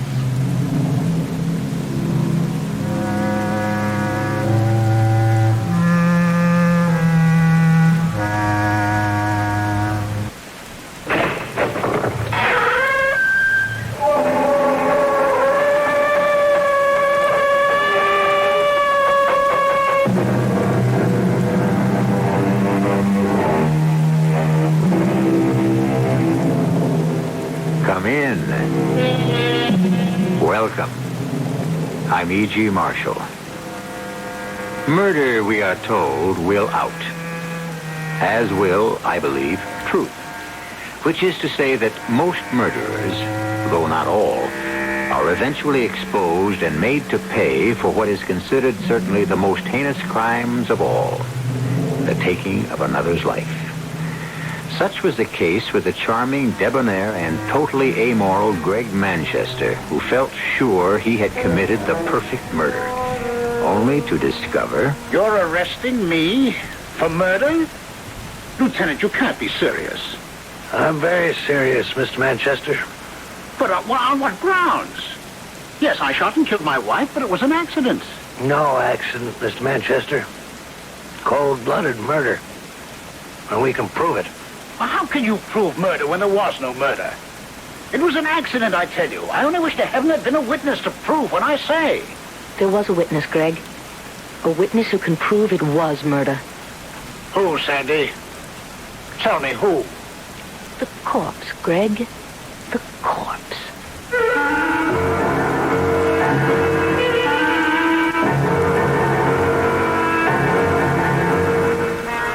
Our mystery drama, The Eye of Death, was written especially for the Mystery Theater by George Lothar and stars Joan Hackett.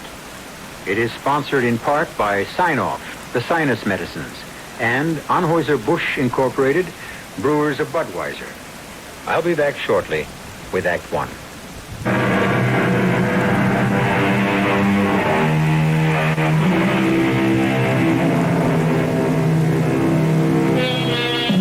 When it comes to murder, it sometimes seems to me that the cleverer a murderer, the more certain he is to be caught.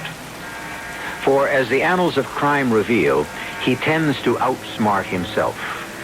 Dr. Crippen, Landru, George Joseph Smith, to mention but a few, all without exception flatter themselves on having committed perfect crimes, when in truth they had trapped themselves by overlooking one single minor little detail, as did a certain gentleman named Gregory Manchester.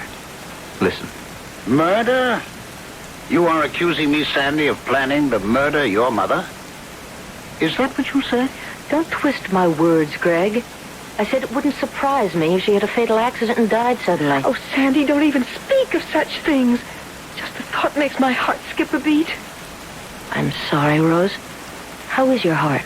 Oh, same. Mother thinks I ought to see another doctor. Sandy, I'm sorry you feel about me as you do.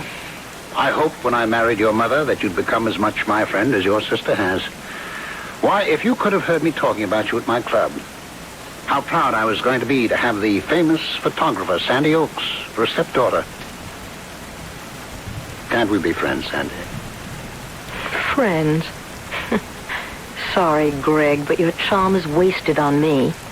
You charmed my mother into marrying you, charmed her into turning over all of her money to you, charmed her into taking out a $100,000 life policy with you as a beneficiary, Well, now, my dear, why not? After all, Sandy, I am her husband.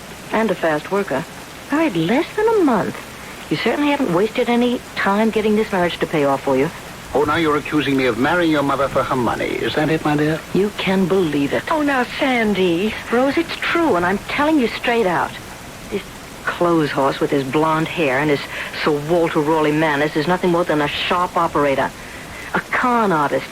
And that's what I've come here to tell my mother, and I will tell her if she ever gets out of that bath and comes down here. Sandy, you're all upset. Upset? I'm steaming, and I've been steaming ever since I heard about this new life insurance policy. When Mother phoned and said that she'd just taken out a $100,000 policy with dear Greggy as a beneficiary, I could have... Oh, what is that? What? Oh, it's a stain on the ceiling. It's a water stain. The bathroom is just above us here. Oh, now, don't tell me the tub's overflowed. What? If your mother's had another of her fainting spells in the bath, you better get up there. Come on. What fainting spells? Mother's never had a fainting spell in her life. No, you're wrong there, Sandy. She never told you, but she's had a number of them. Sudden blackouts since your father died. The shock of his death, I don't know. And she's had two since we married a month ago. God grant she hasn't had another. Not while taking... Oh, here we are. Oh, no. Mother!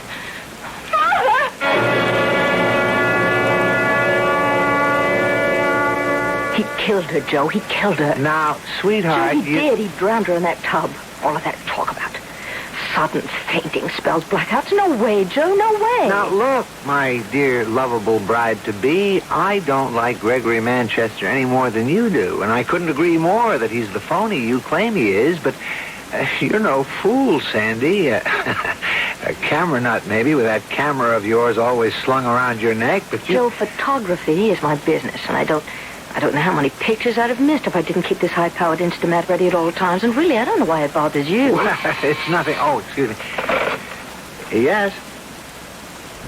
Yes, have them come right in. Manchester and your sister. I'm going to try to get Rose to move in with me now that Mother's gone. Come in, Rose. Mr. Manchester. Thank you. Hello, Sandy. Hello. How are you feeling, Rose? Oh, all right. I want to talk with you privately after the reading of Mother's will. What about, Sandy? Later, dear. Well, we're all here, so I'll get started. I, Geraldine Oakes Manchester, a resident of the city of... Wait a minute, Joe. Yes? Geraldine Oakes Manchester? Your mother made a new will after she married Mr. Manchester, didn't she tell you? No. Well, she told me she was going to. She didn't. I'm sure I know why. Another slap at me, Sandy. Are you implying I changed her mind about telling you? If the shoe fits, Greg? Now, hold it, please. We're here for the reading of a will, and I suggest we get on with it. I, Geraldine Oakes Manchester, a resident of this city...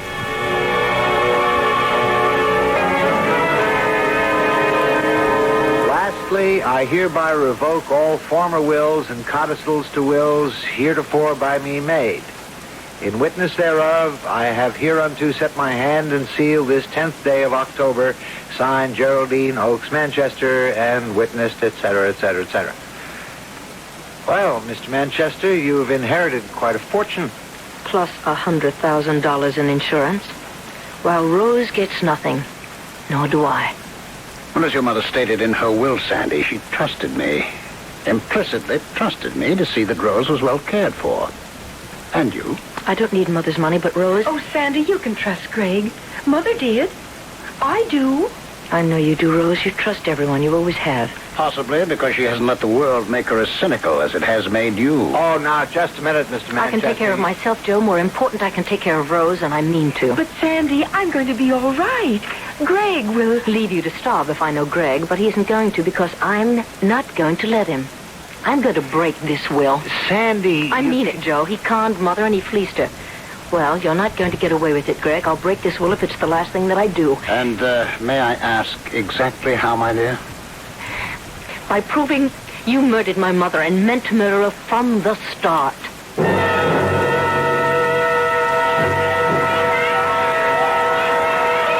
Have some more shrimp Creole, Florence? Oh, Greg, darling, I couldn't. I simply couldn't. You know I'm on a diet. Oh, nonsense.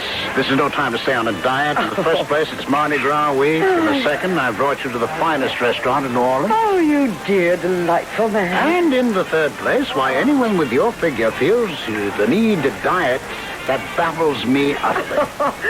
Oh, you are a dear and delightful man. Greg Manchester, you are almost as... No, I'll say it. You are as dear and delightful as my late husband. Oh, Greg, I'm so glad we met. So glad. Well, so am I, Florence. You know, only a week ago, I was the loneliest man on earth. Oh. Lonely in the way only the bereaved can be lonely. Even though it's months since Geraldine passed on, I thought I would never get over her loss. And then, my dearest. You don't mind if I call you my dearest? Of course not. Well, I met you, and life became worth living again. Oh, Greg, do you know that's exactly the way I feel? I thought as much. We've known each other only a week, my dear, but what a week it has been. Oh, yes. And for my part, Florence, you won't be offended. No. Well, for my part, you're the woman I've been looking for since my own dear Geraldine passed on. Oh. The woman I felt sure I would never find. Oh, Greg. Greg, you dear man. Then you're not offended. Offended? It wouldn't be if I... Well, If you what, darling? If I asked you to become my wife. Oh, dear, I have offended you. No. Oh, you've made me so happy. I think I'm going to cry. In fact, I know I am.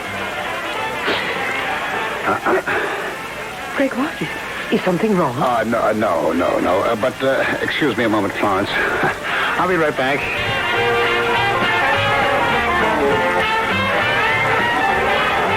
Well, Sandy Oaks, girl photographer, camera and all. Greg Manchester, con artist and murderer. Next victim and all. What are you doing in New Orleans? Mardi Gras week. I'm covering it. For Cosmopolite. You're lying. You found out I was living in New Orleans, and you followed me here. Care to see my press credentials? If Cosmopolite sent you, you asked for the assignment. Oh, how right you are. Now you listen to me. Any more trouble from you, and I'll make you know what trouble really is. Trouble? What makes you think I'm out to give you trouble, Greg? Because you followed me here, because I suddenly spotted you snapping a picture of me and Mrs. Chapman. I took more than one before you noticed me, Greg. They may come in handy. I don't see how. Well, then, look over there, Greg. See that sign? The one that reads Mardi Gras Week? Exactly. From that angle, I caught not only you and Mrs. Chapman, but that sign hanging behind you on the wall. So what? The time element, Greg, and the place. I can hear a district attorney saying to you at your trial for murder, quote, "You did know the widow, Mrs. Florence Chapman, as early as Mardi Gras week, didn't you? In New Orleans, wasn't it?" Unquote. My murder trial. You are going to kill her, aren't you? For her money? After you marry her? Tell me, does she have any children you can leave penniless as you did my sister Rose? She went to live with you. You're very successful, plenty of dough. You take care of her. I am. I'm also going to take care of you. Now, Sandy, I warn you. Cool it, con man. I am not my mother that you're talking to now, nor my sister Rose, or that lovely victim of yours over there. A photographer gets around. You think you're the cleverest thing that ever happened. You are. But, Buster, it's your cleverness that's going to put you behind bars, because somewhere, somehow, you're going to think you're so clever that you'll make one little mistake, one fatal little mistake, and when you do, I'm going to be there. Be smart, eh? Get out of my life and stay out of my... Excuse me, I don't mean to interrupt, but, Greg, dear, won't you introduce me to that very attractive friend here? Well, dearest? Yes, of course. Sandy Oaks, my stepdaughter. Oh, you're not the daughter of that poor woman who drowned accidentally. Yes, Mrs. Chapman, I am. You know my... Oh, Greg told you. No, I've been watching you and Mr. Manchester ever since he met you a week ago. Watching? Greg, darling, what does she mean? Oh, never mind, Florence. She's a troublemaker. She tried to stop me from marrying her mother. I tried to stop you from murdering my mother. Oh, gracious, such talk. You're in a restaurant. Mrs. Chapman, let me give you a tip. A tip that will save your life. Say goodbye right now to this charming, well-dressed murderer. Say goodbye and go on living. Well, Greg, I believe you're right. This girl, well, I don't know what she is, but she is. I'm sorry I came over. I'll wait for you at our table. Yes, of course, Florence. Well, do you see? She's as naive and as trusting as my mother. And my sister. Or others you've murdered. Oh, so it's others now. Look, Sandy, you said I'm clever. Well, I am clever. A hell of a lot cleverer than you are, doll. I guess the only way to get you off my neck is to prove it. And just how will you do that? The only way I know. Murder. Don't get me all choked up. I know you. I'm ready for anything you try. Murder me? You don't have much of a chance, Mr. Manchester. Oh, murder you. No, not you. Who then? Your sister Rose, whom you love so much. Who else?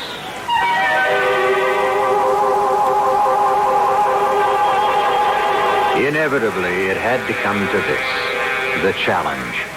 The squaring off. The gauntlet flung down between a cold-blooded murderer and a self-sufficient girl like Sandy Oaks, who's been around. Is she right?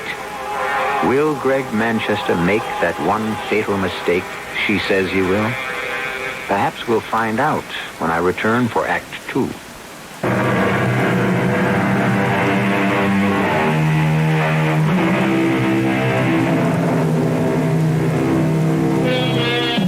Much has been written on the psychology of murder and murderers.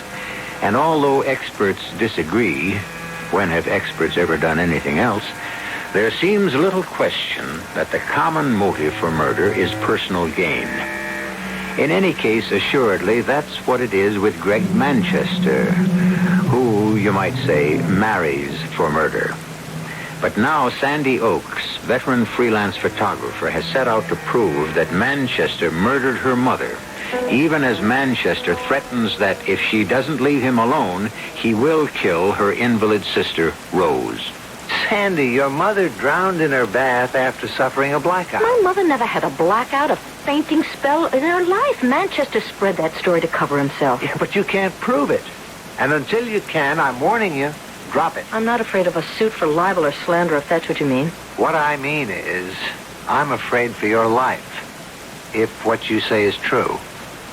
It's Rose's life I'm worried about. If anything happened to me, she'd be alone and penniless. You don't ever have to worry about Rose while I'm around. You know that. Of course not. But, good Lord, I didn't realize it was this late. I've got to rush. What?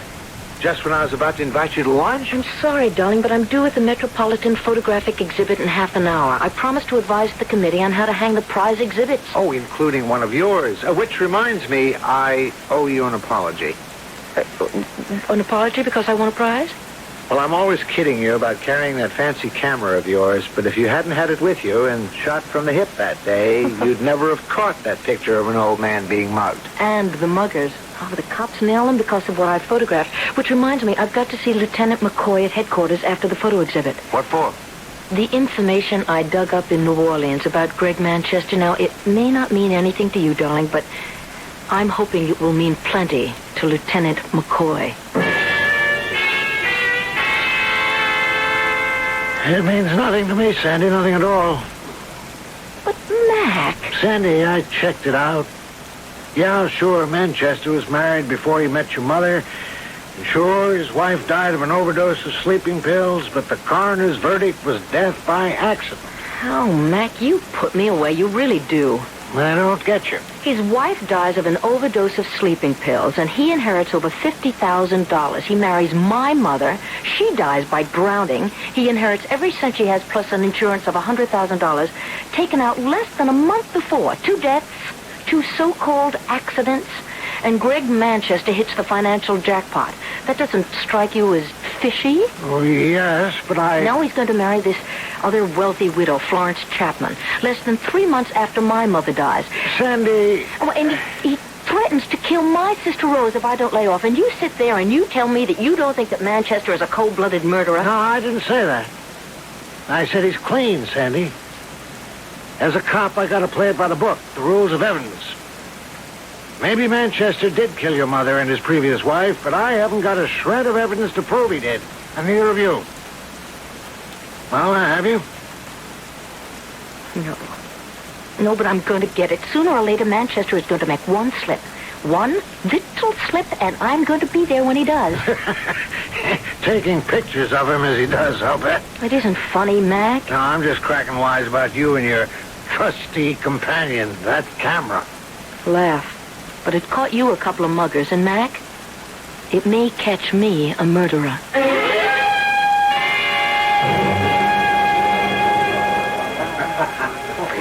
There's a bench, Rose. Want to sit for a while? Oh, no, Sandy, no. I'm too excited to sit still. You're too excited, period. Oh, I'll be all right.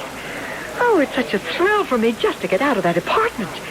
But on top of that, these wonderful pictures. Holzman, Eisenstadt, Kepler, and you. That's what I call really sisterly love. Putting me in that class. Oh, you won a first prize. Yes, but in photojournalism, and there's nothing arty about my stuff. A first prize is a first prize, and I'm not going to argue. Rose? Oh, Sandy, maybe I'd better sit down for a minute or two. Yes, right there. How bad is it? It's not bad. Sandy, would you open my bag and take out the bottle of nitro pills? Yeah, just a sec. Here, wait a moment now. Here we are. Here. Stay here. I'll get you a cup of water. Excuse me, please. Excuse me. I just want to get through to the water cooler. We're here. Let me help you. Thank you. You? Yes, me. What are you doing here, Greg? Mrs. Manchester wanted to see the exhibits. She married you then? And I wanted to see you. Figured you'd be here, so I've got no time for you now. I've got to get a cup of water for my sister. Well, here's the cup. There's the water. I want a word with you, Sandy, about... Would you get out of my way? Excuse me, please. Excuse me. Rose, dear. Here you are. Oh, thank you, Sandy. Thank you. Are you better? Yes. Much. I think that we'd better go. Sandy, I haven't seen everything yet. Your heart? Oh, drat my heart. My first day out of the apartment in weeks. I'm going to make the most of it. I'm going to see everything there is to see. Oh, look who's here. Hello, Rose. How are you, Greg? Never better. You? Pretty well. Thank you. I meant to call on you when I got back from New Orleans, but I felt your sister wouldn't approve. You're right, Greg. Her sister wouldn't. Now you too. It's all right, Rose. All right. Sandy and I aren't going to have a scene. I only want to say hello. So, if you'll excuse me, I'll rejoin my wife. Goodbye, Rose. Goodbye, Sandy. Give my regards to Lieutenant McCoy next time you see him, will you? Lieutenant McCoy? The police lieutenant you went to see this morning. About a certain little matter. How do you know that I want to see McCoy? And what I want to see him about? Oh, does it matter? I know. And I think it was very foolish of you, Sandy. Do you? Oh, yes, very. In fact, as I intimated to you in New Orleans, it could even be dangerous. Deadly dangerous. Not for you. Not immediately for you.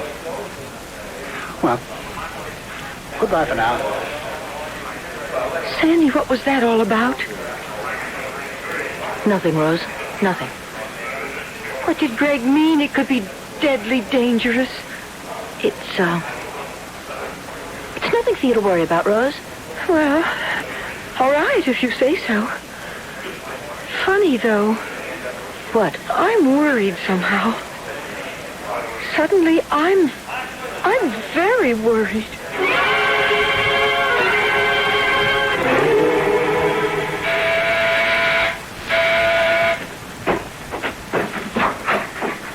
Joe. Oh, nice to see you. Come in. How are you, Rose? Oh, I'm fine. Now, no fibs to your brother-in-law-to-be. What? I talked to Sandy on the phone. She said your heart gave you a little trouble at the photography exhibition this afternoon. Oh, nothing my nitro pills couldn't handle, and did. Oh, good. Where's Sandy? 3 guesses. The dark room. Give the man a cigar. Or would you rather have a drink? A drink, and I'll make it. Sandy said you ran into Greg Manchester at the exhibition. Yes. I'm worried, Joe. About what? Greg said a funny thing to Sandy. It seems he heard somehow she'd gone to see Police Lieutenant McCoy. McCoy, about something. He didn't say what. And Sandy wouldn't tell me, but anyhow, he said he thought she was very foolish to do anything like that. And that it could be deadly dangerous. Those were the words he used. Deadly dangerous. I see. Sandy didn't tell you? No, she didn't. But not for her. That was the funny part of what he said. Not deadly dangerous for her. Not immediately. Rose, what is it? Heart pain, chest. Your nitroglycerin pills. They... Sandy! What is it? Oh, no. Where are pills? Bedroom. I'll get them. Rose, now let me get you to the couch. Lay you down here. There. Cushion behind your head. Sandy, hurry it! Yes, here. Here, Rose, open your mouth. That's it. Water, Joe? Yeah. Hi, Joe. Here you are. All right now, honey. Swallow the pill. Swallow it, dear. That's it. That's it. Okay, all right? Sure to be all right in a moment or two. Rose? Rose, dear? Is it having any effect? Oh, Rose, is the pain letting up? Rose? Rose? Joe! Joe, Here, let me. Joe?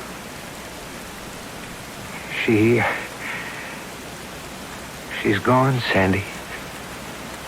No. No. Afraid so, sweetheart.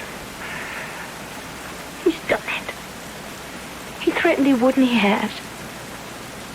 Greg Manchester? He said he'd kill her if I didn't lay off, and I didn't, and he has.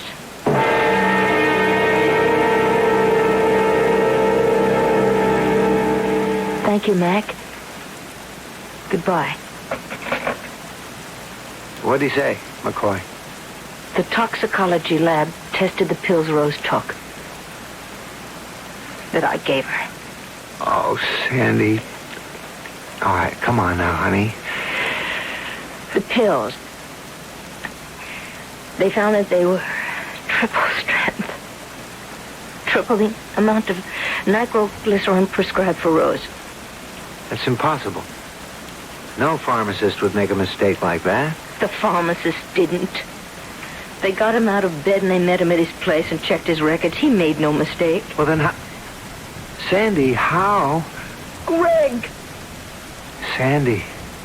Don't ask me how he did it. He got into the apartment maybe while we were out. Rose and I didn't change the bottles. I don't know. It doesn't matter. All that matters to me is that he did it. And I know in my bones I know that he did it.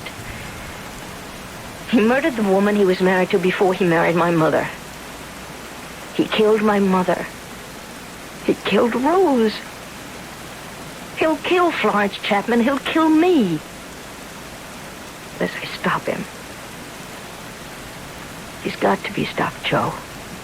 Stopped and put behind bars like any other animal. And that's where I'm going to put him. With God's help, Joe, that's where I'll put him for the rest of his life. Brave words. Words spoken under the pressure of emotion. Well, I think I can tell you at this point that Sandy did put Greg Manchester behind bars for the rest of his life when he made that one fatal slip. I was about to say that he overlooked something. But the fact is, he never saw it. But Sandy did.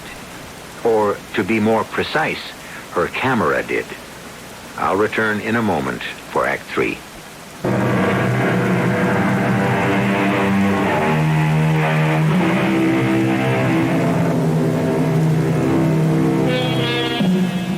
You will recall my saying earlier that the cleverer the murderer, the more likely he is to make one fatal slip. Something so minor, he never thought of it, never noticed it. What slip will Greg Manchester make? So far, he's got away with his killings. Sandy Oaks doesn't know where Greg Manchester will make that fatal slip, or when, or more particularly, how. But make it, she knows he will. And as I've told you, make it he did. The question is, what insignificant but very final mistake did he make? You dare show your face here? I came here to this funeral home to see Rose for the last time. I am her stepfather, Sandy, and have the right. Murderer. Sandy. Get him out of here, Joe. It's no need, Joe. I'm going. May I have a word with you outside? Of course. Sandy, pull yourself together. Well? Joe, you're a lawyer. Would you give me some advice? What am I to do with her? She hates me. Has hated me from the moment we met. I don't know why. Chemistry, I suppose. Not much I can say to that, Greg, except you're a liar. I beg your pardon? You're a liar. It isn't chemistry between you and Sandy. It's Sandy's awareness, her awareness from the first, her trained awareness, because she's photographed so many people, that you're a phony. I agreed with her about that after only short acquaintance with you, Greg, but I didn't agree with her that you're a murderer. I agree now. You can't mean... You think I murdered Geraldine? I think you murdered Geraldine and Rose. I think you murdered another woman. In fact, probably other women. You can stand there and to my face say... Say it because it's obvious. There's such a thing as coincidence, Greg. But your history, your married history, goes beyond coincidence. Then you are calling me a murderer. I thought I'd made that plain. You're skating on thin ice now, and you're going to go through it. And when you do, you're going to find the water bitter cold, Greg. Bitter cold.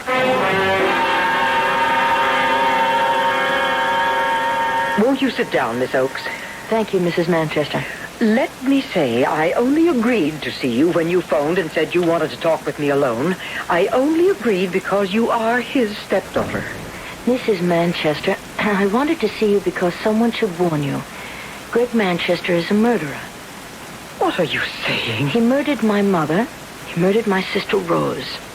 He murdered the woman he was married to before he met my mother. He's going to murder you. My dear, do you realize the gravity of this accusation? The important thing is that you realize What it. I realize is that you are a bitter and malicious young woman who, for some reason, I am totally unable to understand, wants to malign a man who has never done anything but good for you. Good? What do you mean? Your mother left him all her money, didn't she? Yes. He was also the beneficiary of her life insurance, wasn't he? Yes. And all of this, the fortune he might have had, he turned over to you and your sister. Is that not so? It certainly is not so. Greg told me. Then he lied. He tricked my mother into giving him control of her money, power of attorney, and all of that, and then taking out a $100,000 life insurance policy, and then he killed her. Can you prove that? No. I can't, not yet. But whether I can or not, I think what you should keep in mind is that at least 2 previous wives have died suddenly and mysteriously after giving him control of their money. Have you? Why, yes, I have. Oh, but I can't believe this. I won't believe it. My husband is one of the most dear and delightful men I've ever met. Thank you, my dear. Thank you for your trust in me. Greg, we didn't hear you come in. Well, I'm glad you didn't. Otherwise, I'd not have overheard my stepdaughter's accusations. Sandy, I must ask you to leave. And please, don't come back. Goodbye, Mrs. Manchester. And good luck. Well, I hope that's the last we see of her. I'm sure you didn't believe the lies she must have told about me. Why, no, of course not, Greg. You don't sound altogether sure, Florence. Why, yes, I am. Only, Greg, you told me you had handed all your former wife's fortune over to her daughters. No. What? Well, you misunderstood me. I said that I intended to do it. But I haven't had time to get around to it yet. It's quite involved, you know. Certain legalities which take time, and... You don't believe me, do you? No, I do. Only I'm certain you said you had already given them the money. No, you're mistaken, my dear. Greg? Yes? That power of attorney I signed the other day... Yes? Don't be offended, dear, but just as a matter of interest, does it give you control over my money? Now, that's an odd question, Florence. Does it, Greg? Well, the power of attorney is just that. It empowers me to act in your behalf. In other words, you can sign checks, withdraw money from my account, that sort of thing? Yes, that sort of thing. I see. No. I don't think you do. For instance, you don't see that you have just signed your death warrant. Death warrant? I want you to go into your bedroom, start packing. Packing? You're going to visit your sister in New Orleans.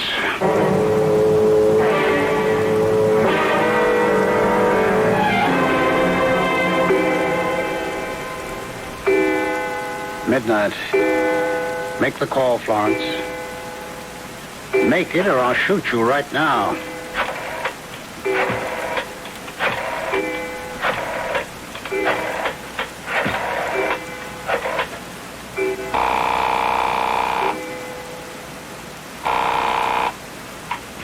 Hello? Miss Oakes, this is Mrs. Manchester.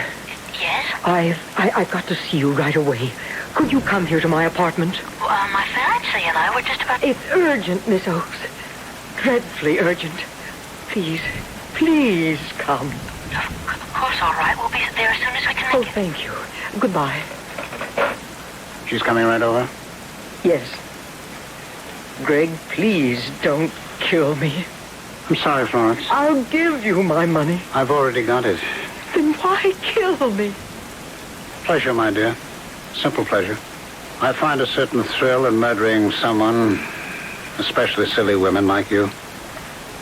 When Sandy pushes that door buzzer, listen to it carefully, Florence. It'll be the last sound you hear in this life.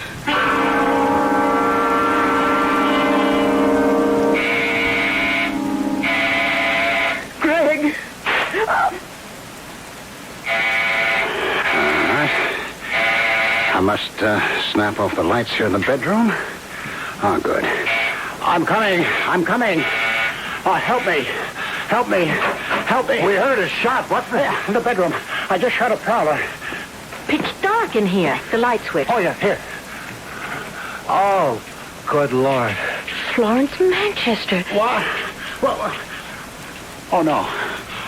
Oh, no. Sandy, for the love of... This is no time for snapping pictures. I wasn't even where I was... Get to the phone. Call the police. And put that damn camera away. Yes, okay. Oh, I thought Florence was a prowler. I lost my head. I fired into the dark room. Headquarters? Give me Lieutenant McCoy. Is he there? Yeah, hurry.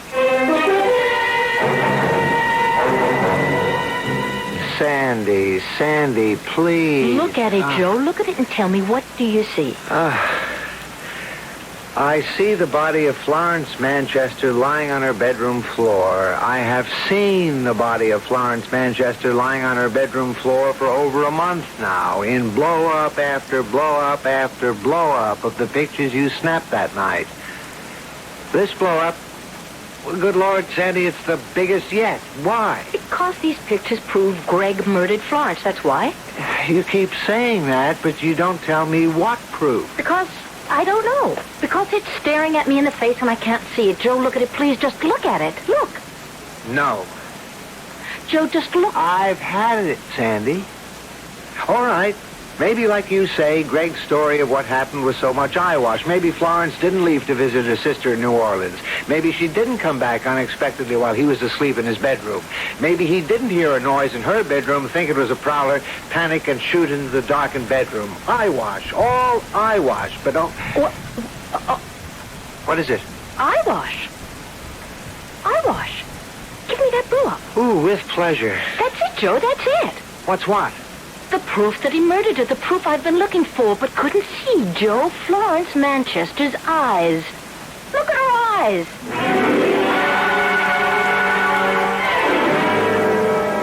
Manchester, you've been booked on a charge of murder. The murder of your wife, Florence. Now, look here, Take it easy. Thanks to your stepdaughter, Sandy Oakes here, we have positive proof that you deliberately and with malice aforethought shot Florence Manchester to death. What proof? I told you she packed her bag. You saw it in the bedroom and left to visit her sister in New Orleans. But had come back unexpectedly, according to your story. And I fired a shot into her pitch-black bedroom, thinking she was a prowler. That's what happened. That's the truth. No, it's a lie. This photograph of your wife's body, Sandy took it within a minute or two after the shot was fired. So, look at it, Manchester. Look especially at the eyes. The eyes that are open and staring at the ceiling. What do you see? Her eyes. What else am I supposed to see? The size of her pupils. Look at the pupils of her eyes. Tell me what you see. I see the pupils of her eyes. Contracted. Contracted to the size of a pinhead. The human eye is like a camera, like that Instamat Sandy always carries. The darker an object or a place, the wider the pupil of the eye expands.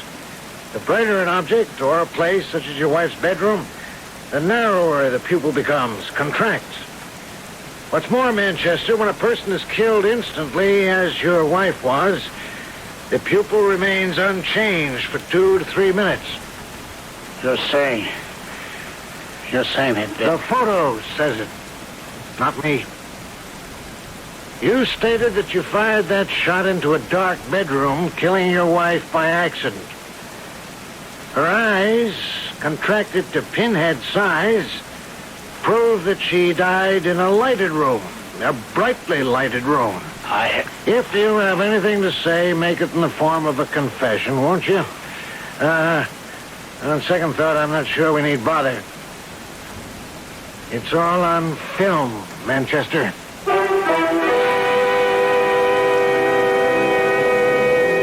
A picture, they say, is worth 1,000 words. And so it would seem that Lieutenant McCoy is right. No words of Manchester's in his defense could possibly disprove the truth of his wife's dead, accusing eyes. I'll be back shortly.